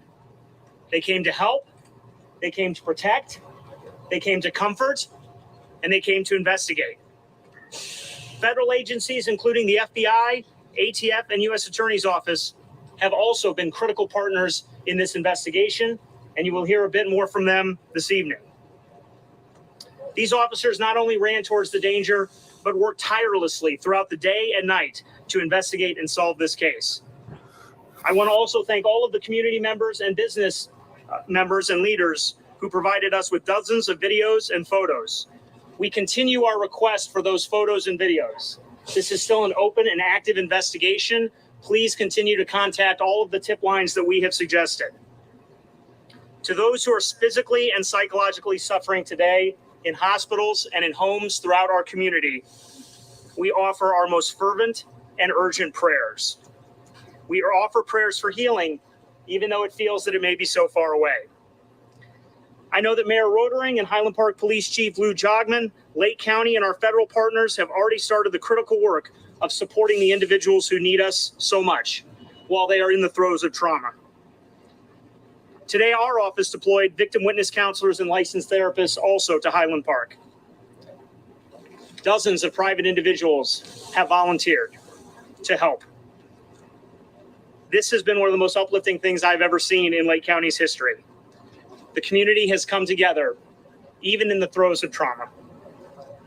The loss of life and these devastating injuries and the overwhelming psychological trauma demand we seek justice and that we take broader action to protect life.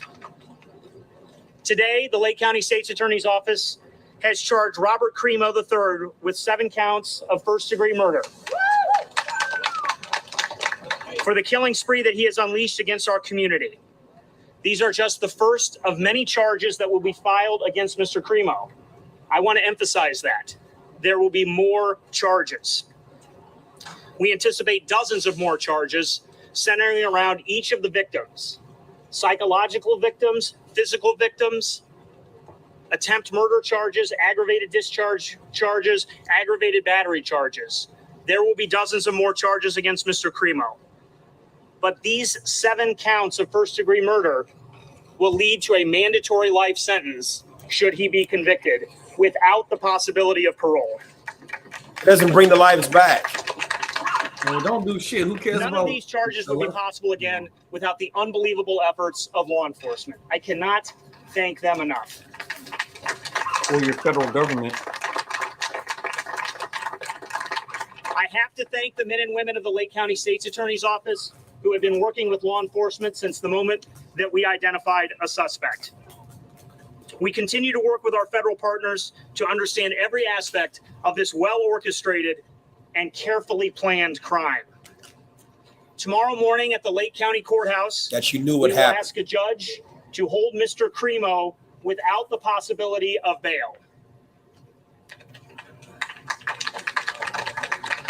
As I mentioned, our support for victims started today, both from the state's attorney's office, from the mayor's office, from the city of Highland Park, from the police department, from the FBI Victim Assistance Group.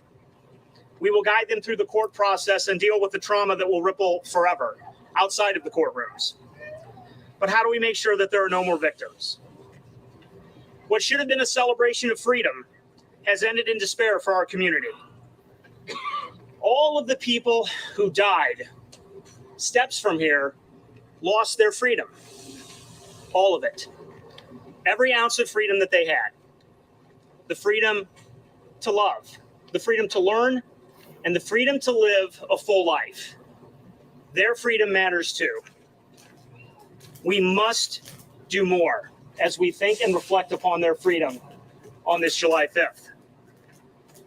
Illinois has a strong red flag law that keeps communities safe and respects everyone's rights. Here we go. We must vastly increase awareness and education about this red flag law called the Illinois Firearm Restraining Order.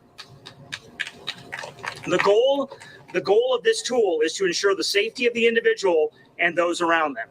It allows courts to temporarily remove guns and prevent the purchase of new guns by individuals who pose a significant risk. As I said, this tool allows temporary removal from the subject and prohibits the new purchase during the duration of the order. It allows individuals to stabilize their behavior, seek treatment, and access other resources that our community must invest in to give those who need help. But separate from these red flag laws, which are very powerful in Illinois, we should also ban assault weapons in Illinois and beyond. Highland Park has an assault weapons ban. It did not work. The assault weapon ban was implemented in 1994 with bipartisan support and with the support of law enforcement. It lasted for 10 years, and studies have shown that mass shootings like what happened yesterday went down during those 10 years. Columbine. That same ban in Illinois and beyond. Columbine. In the entire country. The Lake County State's Attorney's Office stands with the people of Highland Park. As I said earlier, this is where I am raising my family. You notice he's not mentioning that Highland Park has an assault weapons ban, will right? Continue to work with all of our law enforcement partners to continue to build this case. As I said, it is an active and ongoing investigation. Our victim services unit will answer every question, every text, every phone call, and every concern. We will stand with the survivors of this awful crime for as long as is necessary.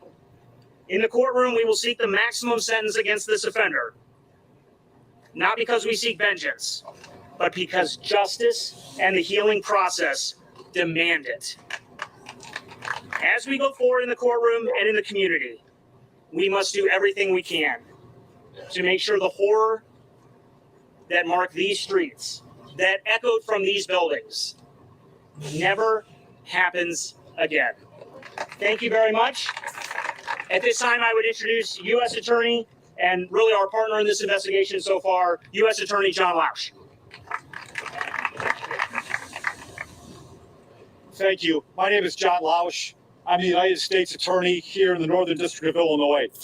I want to echo some of the same words we just heard from State's Attorney Reinhardt and commend all of the law enforcement partners and agencies who are represented here today and all of our first responders for everything they did to bravely put their lives on the line to help others in need. Our office, the U.S. Attorney's Office, and our other Department of Justice components most notably the FBI and the ATF, have been working very closely with our state and local law enforcement partners to investigate this horrific attack.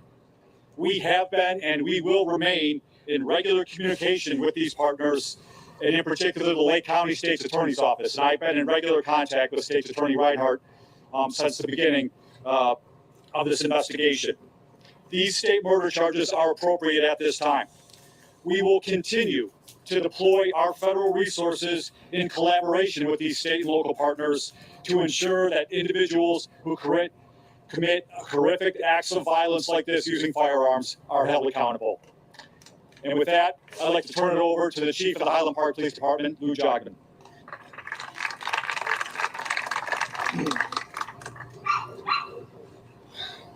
The last approximately 36 hours have been a lesson in the duality of humanity. While the actions that brought us all together expose the cruelty and callousness that one person could show to people he did not know in taking their lives, the unwavering commitment of our Highland Park team, the drive and determination of those who assisted us in making this arrest, and the outpouring of love and support from the community and from people across the nation and the globe have shown us the best in humanity. The American spirit weaved throughout this response to this horrific and absolutely senseless act of violence.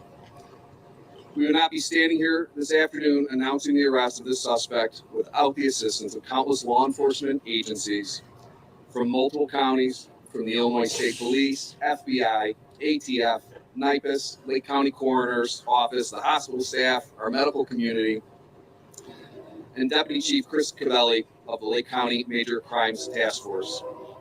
Thank you.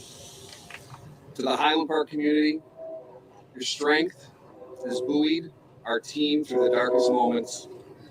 To our City of Highland Park team, the Fire Department, Public Works, our City Manager's Office, our Finance, and our Community Development Departments, your contributions have been invaluable, and we thank you. To Mayor Rotering and the City Council, thank you for your sustained engagement and unwavering support. And to the men and women with whom I serve alongside in the Highland Park Police Department, it is an honor and a privilege. Boy, get the fuck out of here. Y'all didn't do shit. Look, no, for this community inspires me. I am proud of Illinois law enforcement. Hell no. At this time, I would like to introduce Lake County Sheriff Deputy Chief Chris Cavelli, who's been a spokesperson for the Major Crimes Assistance Team. Man, please. Thank you, Chief. I'm just going to read a brief statement on behalf of the Victim Service Response Team of the FBI. Beginning tomorrow, the FBI's Victim Service Response Team will be working in conjunction with local, state, and federal aid groups to staff a family assistance center. At the Family Assistance Center, victims will be offered trauma counseling, government aid assistance, and if necessary, financial assistance. Victims are not just those physically injured in yesterday's events, but also those experiencing emotional distress. The center will open tomorrow, July 6th at noon.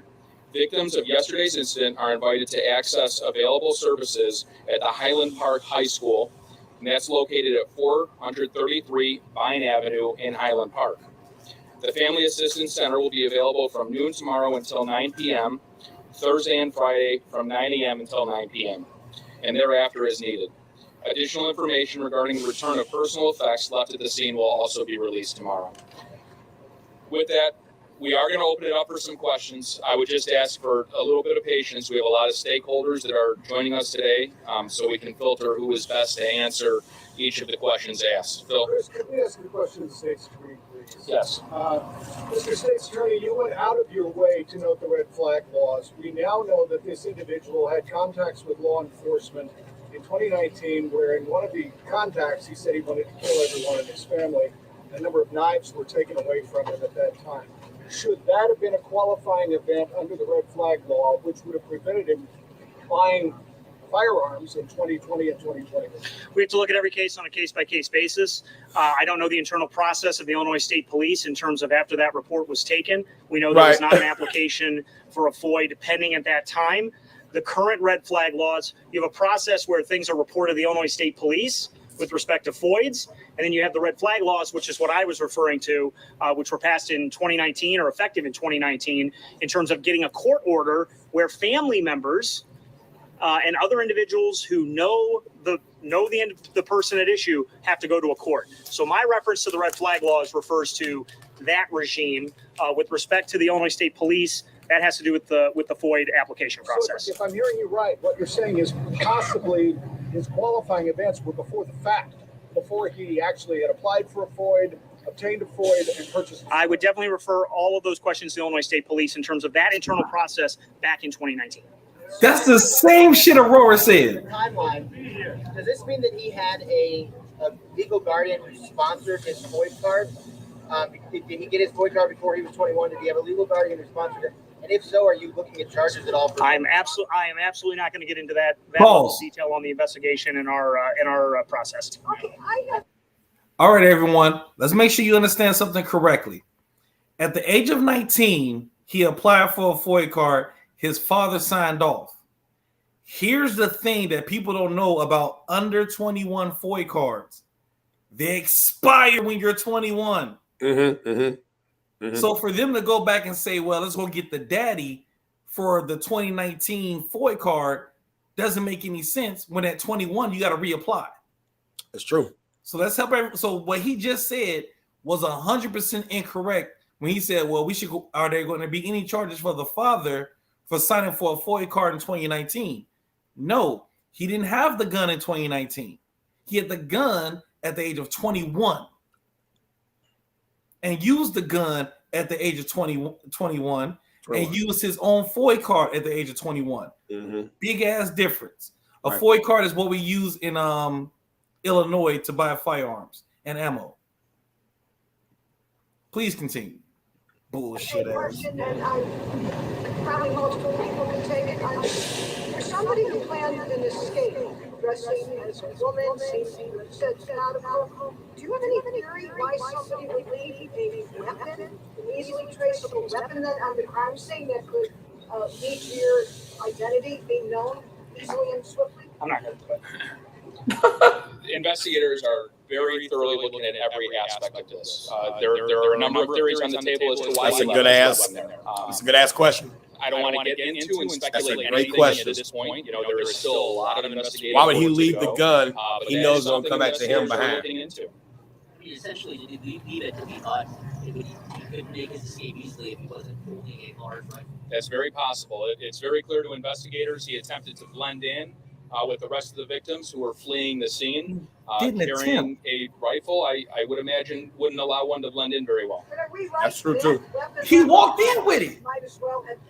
Probably had it in that book bag. Exactly. The weapon led to him directly. Like leaving your driver's license.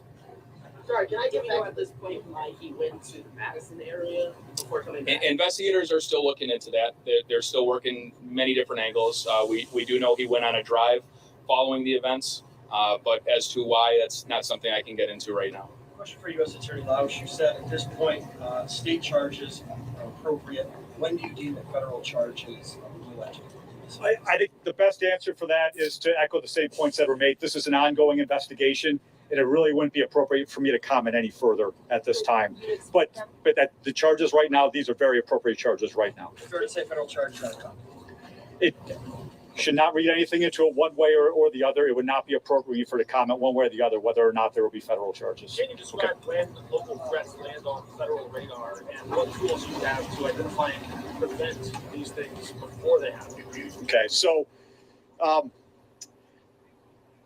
there's a lot packed into that question. Here's what I will say: is the partners that are here, okay, and in particular FBI and ATF are the ones that are standing with me.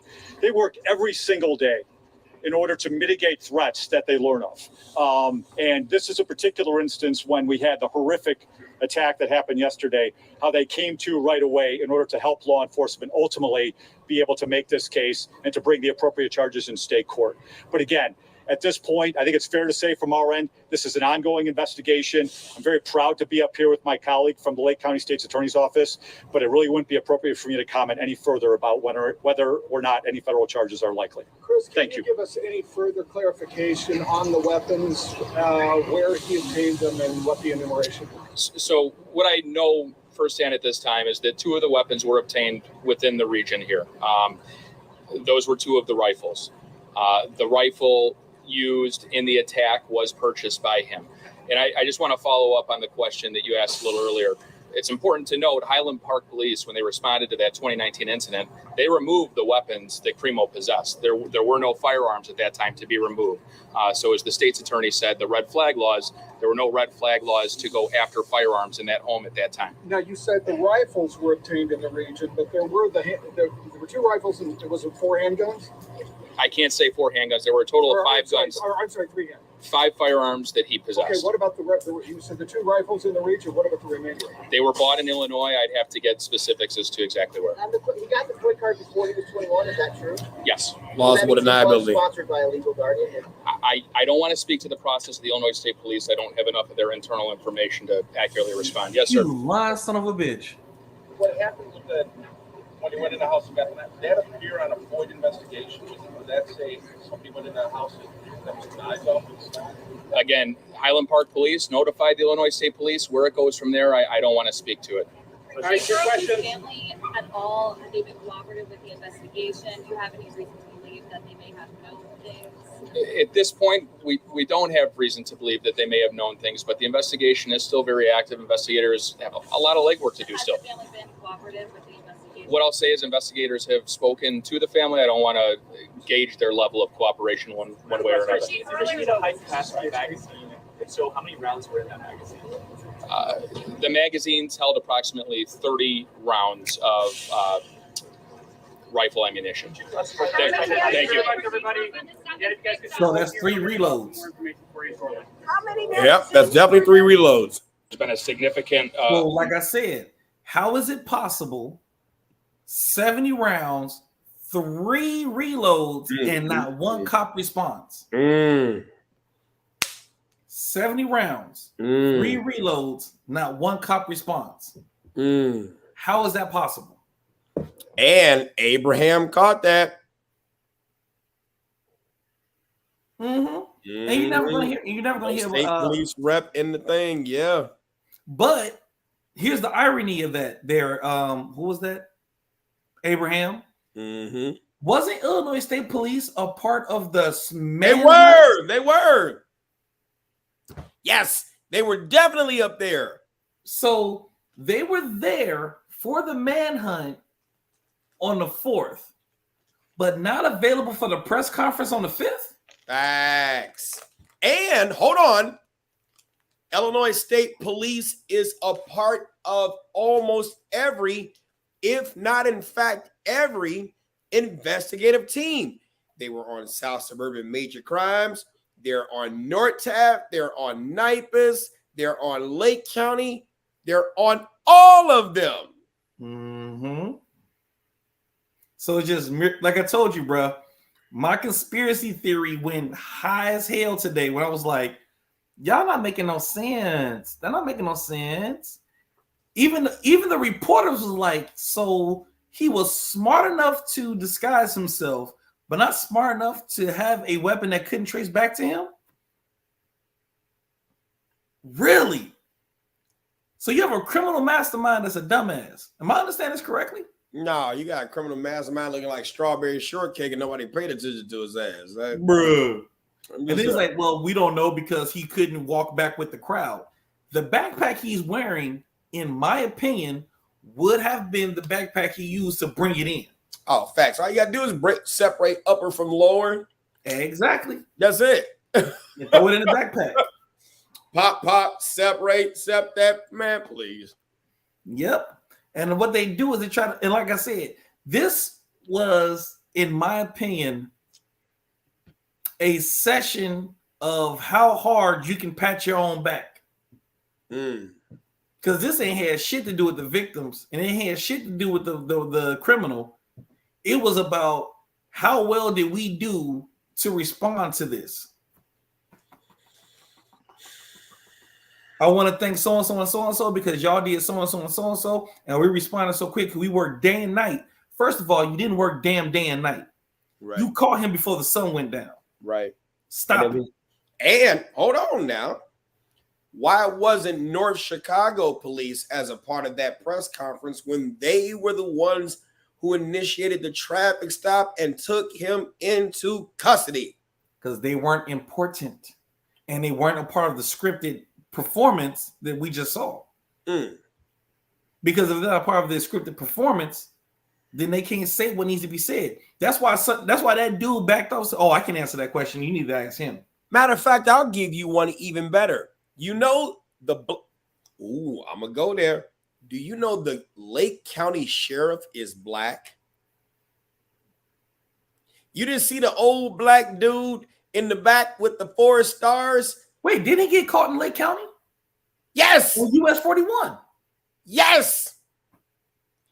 So why do you have the deputy chief, who's the spokesperson of the Lake County Major Crimes Task? How do you have the chief of police speaking, but then you don't have old black Cleotis in the back? Because he wasn't given the script. He wasn't given the script. Why you didn't have old Cleotis as a part of Lake County Sheriff's Police or Sheriff's Department? We are here to support our law enforcement partners in this unspeakable. No. Jennifer, you're missing it. And my thing is this. You all have been hanging in this show for long enough. None of us on this panel are racist. But if you think we're not going to address the obvious when we see it, you got one thing coming. I said what the fuck I said.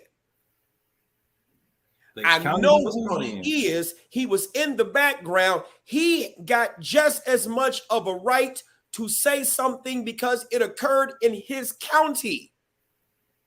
That's where they caught him. They caught him in his county. And no credit was given to his county where he was caught. But that's what you don't understand, Jennifer, about politics. You said if he wanted to speak, he could have. Not if he wasn't given permission to speak. Or given the script that I keep telling you they was reading from. I'm telling you. It was a script. This is nothing that came out of nowhere. No, these are official players who are a part of this same thing. Like I said, this is the most well-packaged deal I've ever seen and wrapped up in a bow. And they keep hinting at the same thing. Life in prison. Life in prison. Life in prison. If this boy don't go to Gen Pop, my theory is going to be complete. Yeah. Oh. Because he's going to end up with 3 hots and a cot. Yep. No, you're fine. You're fine, Jennifer. Jennifer. Oh, no. Yeah, Jennifer. We didn't assume that. No, we didn't assume that.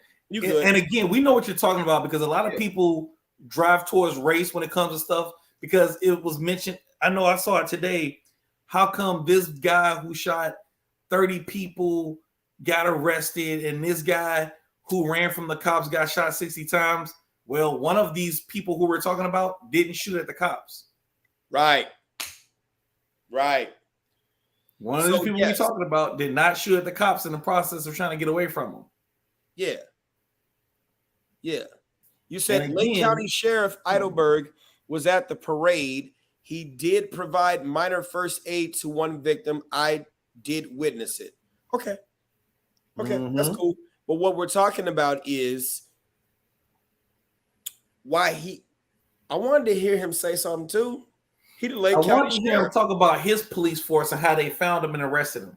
Hello. That's what I want to hear. Hello. Because like I said, I'm sorry, man. I might end up disappeared or something. I don't know. But I'm going to tell you like this. It makes no sense. Yeah. If none of the stuff that was done, and it's not like, okay, let's play devil's advocate, okay? So you came to the parade dressed as a girl, okay? Strawberry shortcake. Something in your brain housing group said, take off this costume, shoot 30 people, put the costume back on, and blend in. Maybe you shoot in the. Wouldn't it make more sense to come in costume, shoot in costume, leave in costume? So why is it that you have the ability to say that who we're looking for is a white male with long hair and a white or blue shirt? Right. And like I said, everything was done. The shooting happened at what, 10:30? Yep. Okay. What time was he arrested? Because I remember texting you. Shit. Let me go to that text message. I think 1847. Yeah. 1847. So we're gonna say shooting at 10:30, arrest at 1845. So we're talking about 8 hours and 15 minutes. That includes running the gun to find out who it belongs to on a national holiday. That includes him going home and for some magical reason deciding to drive his mother's car anywhere after he just got away with a perfect crime. Right. With the description of who he was before they knew who that gun belonged to, but was in costume. Well, I'm not trying to be the person who talks about the magic bullet on the grassy knoll, but right. I feel bullshit is at an all-time high here because it makes no sense. It's too perfectly fit, and that press conference, like I just said, wasn't about how they did it. It was about how well we did. We found his class picture. He the one in the green dress?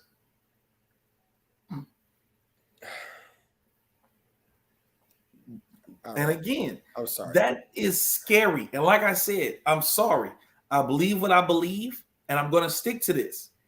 They let people get killed. Let this happen to prove and push an agenda. Because like I said, I really want you to understand something. Parades have cops. Parades have cops there. Right. Because someone has to block those streets off and make sure people don't come down those streets. He was shooting in a major intersection. Right. Of Central and 22nd, was it? Central and 22nd Street. Yeah. He was shooting in a major intersection of Central and 22nd Street. He shot 30 times, reloaded, shot 30 times, reloaded, shot 10 times, stopped, got down from the roof, dropped the gun, and blended in. Yeah. So you shot 70 rounds with reloads, and not one cop showed up to come get you. Where were the 70 rounds? 30. Where were the casings? You know, them casings be everywhere. So nobody didn't see no casings coming from the rooftop? No, and like I said, the only thing is that the professional thing that a lot of people don't know about, unless you've been trained, is to identify the report of the round or of the muzzle of the gas escaping. Mm-hmm. That's the only way you're going to pinpoint where this person is at. But, and I do mean but, if there are people on both sides of the street and this person is shooting above my head, there's nothing in my brain housing group that says he's up here.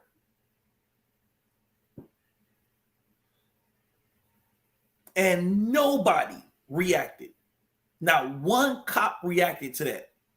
But what you just watched was a whole video of patting each other on the back on how great of a job they did. True. Yeah, I'm not happy about that at all. Hell no, and they shouldn't be. They happy about the fact that you got a dude who already shot 30 people, empty reload, got away, and it was fine police work that found him. I'm sorry, I'm not going, and I'm not believing it.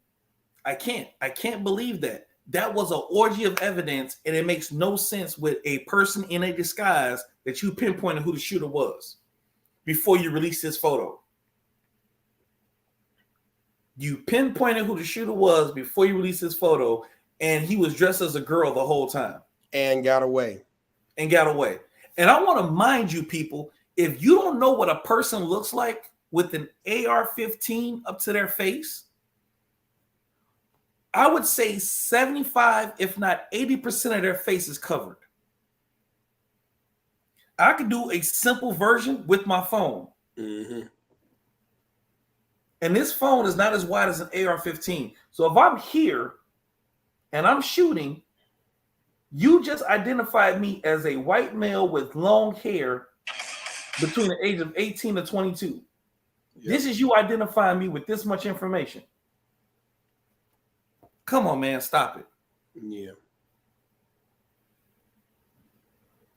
Stop it.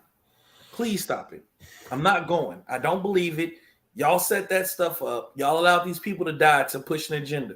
And that's all the hell it is. Especially when you got the FBI report of active shooter incidents that say that open spaces with pedestrians and high traffic is a dead giveaway that it's going to happen here. You got the blueprint right here. Mm-hmm. Yep. We've been going strong for 2 hours and 41 minutes. We can continue this conversation. Yeah, we can continue this conversation tomorrow. Come on back tomorrow for more on this conversation, because it's not over with. Because we need to have some solutions that we, the people, can start to do. Because I'm telling you, tomorrow's going to be a solution. Damn, Alea, you just not come on. Tomorrow's going to be a solution show, y'all. Yep. Y'all come on back, please. Tomorrow is going to be a solution show. Solutions.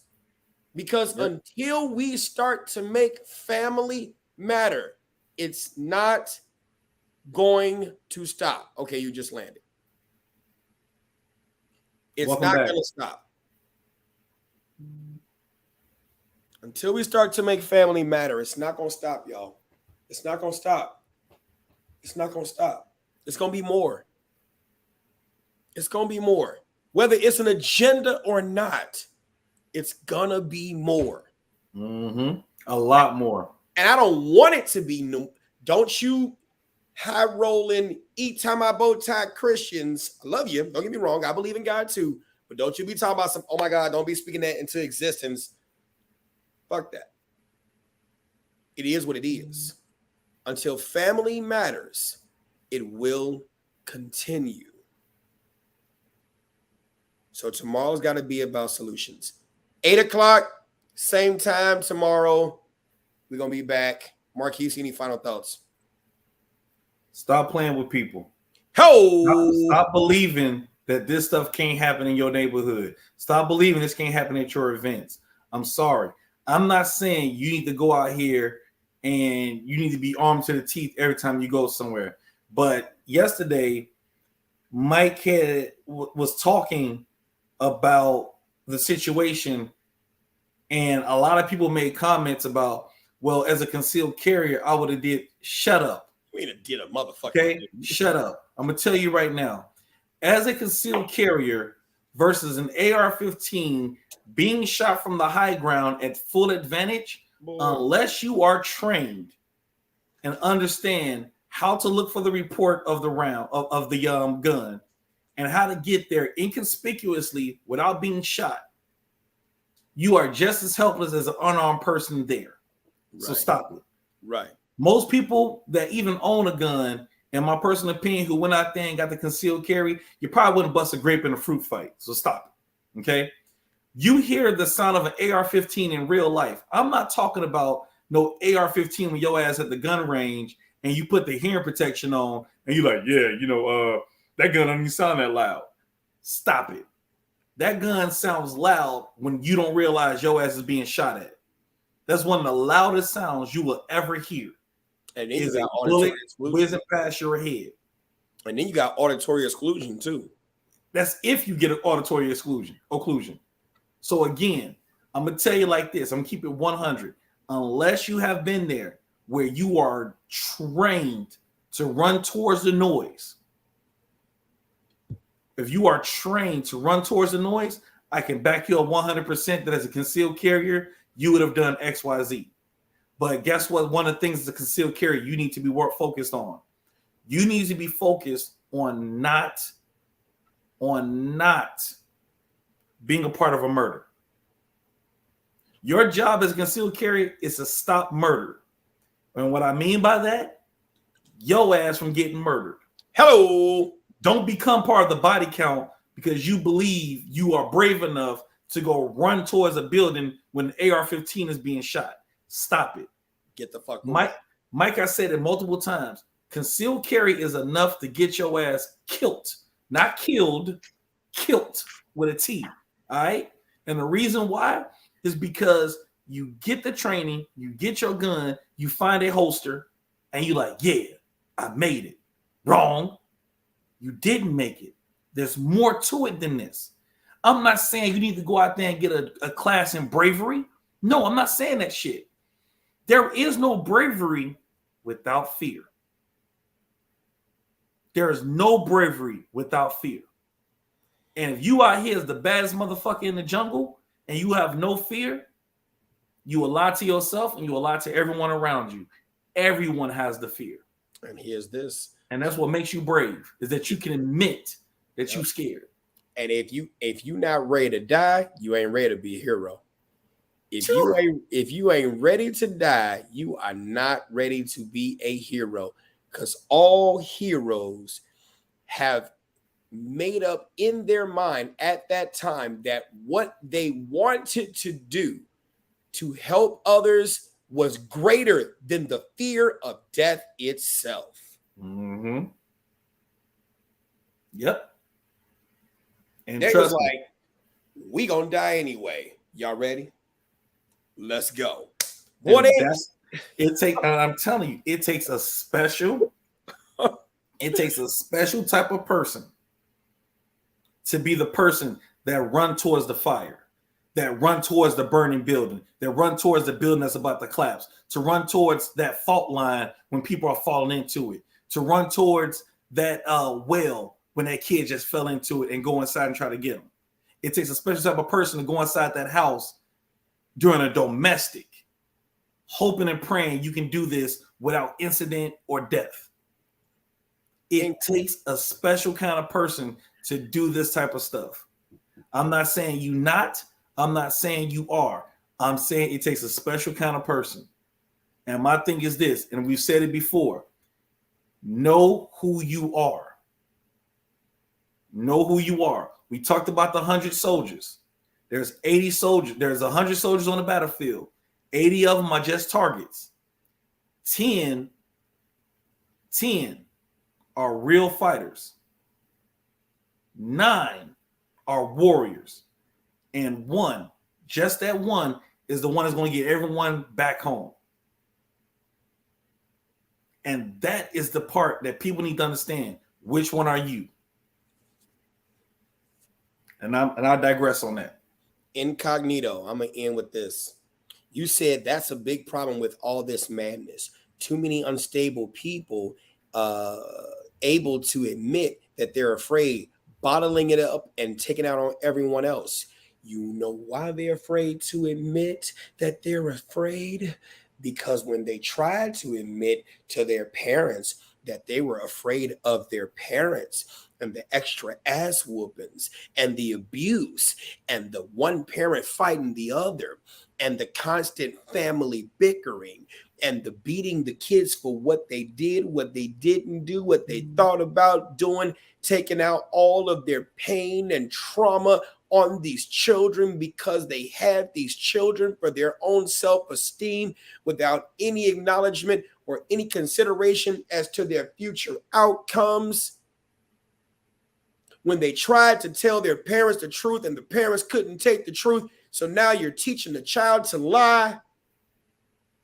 When one child tells the one parent something and then that child gets in trouble because the other parent brings noise on that issue, and you silence these kids,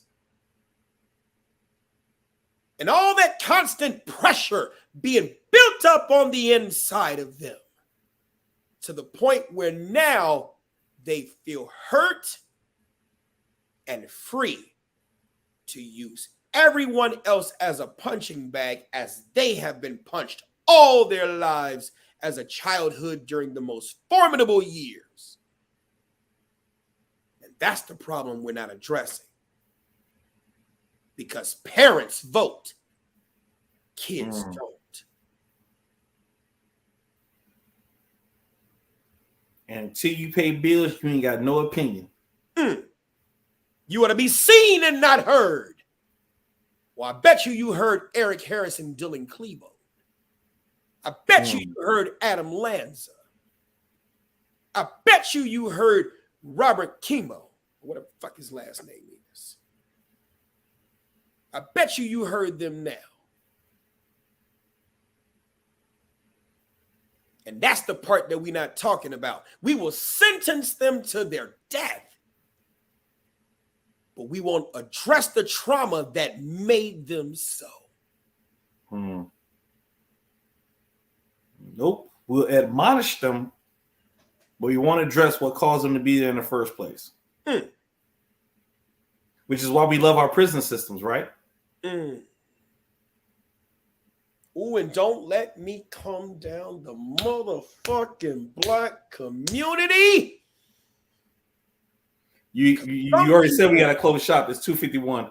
I mean, 2 hours and 51 minutes. You better write it down for tomorrow because that's part of the solutions. Yes. Bye. Y'all get it. We just ended that shit. Cole just said bye. Y'all come back tomorrow. Oh my God.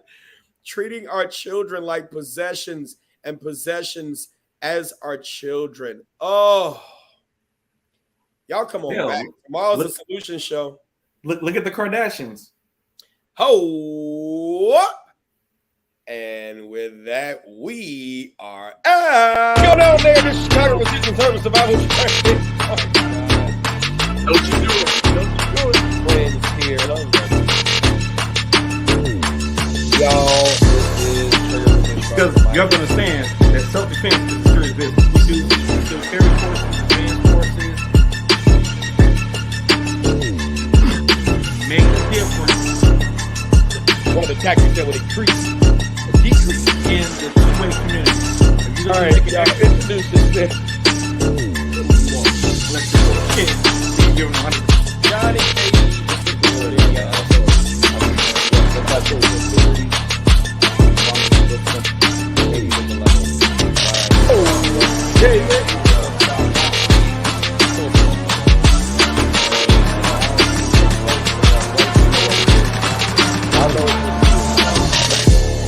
You already know what it is. I saw that, and I've done my share. I'm about to put yours up here too. Look at this one. My comment is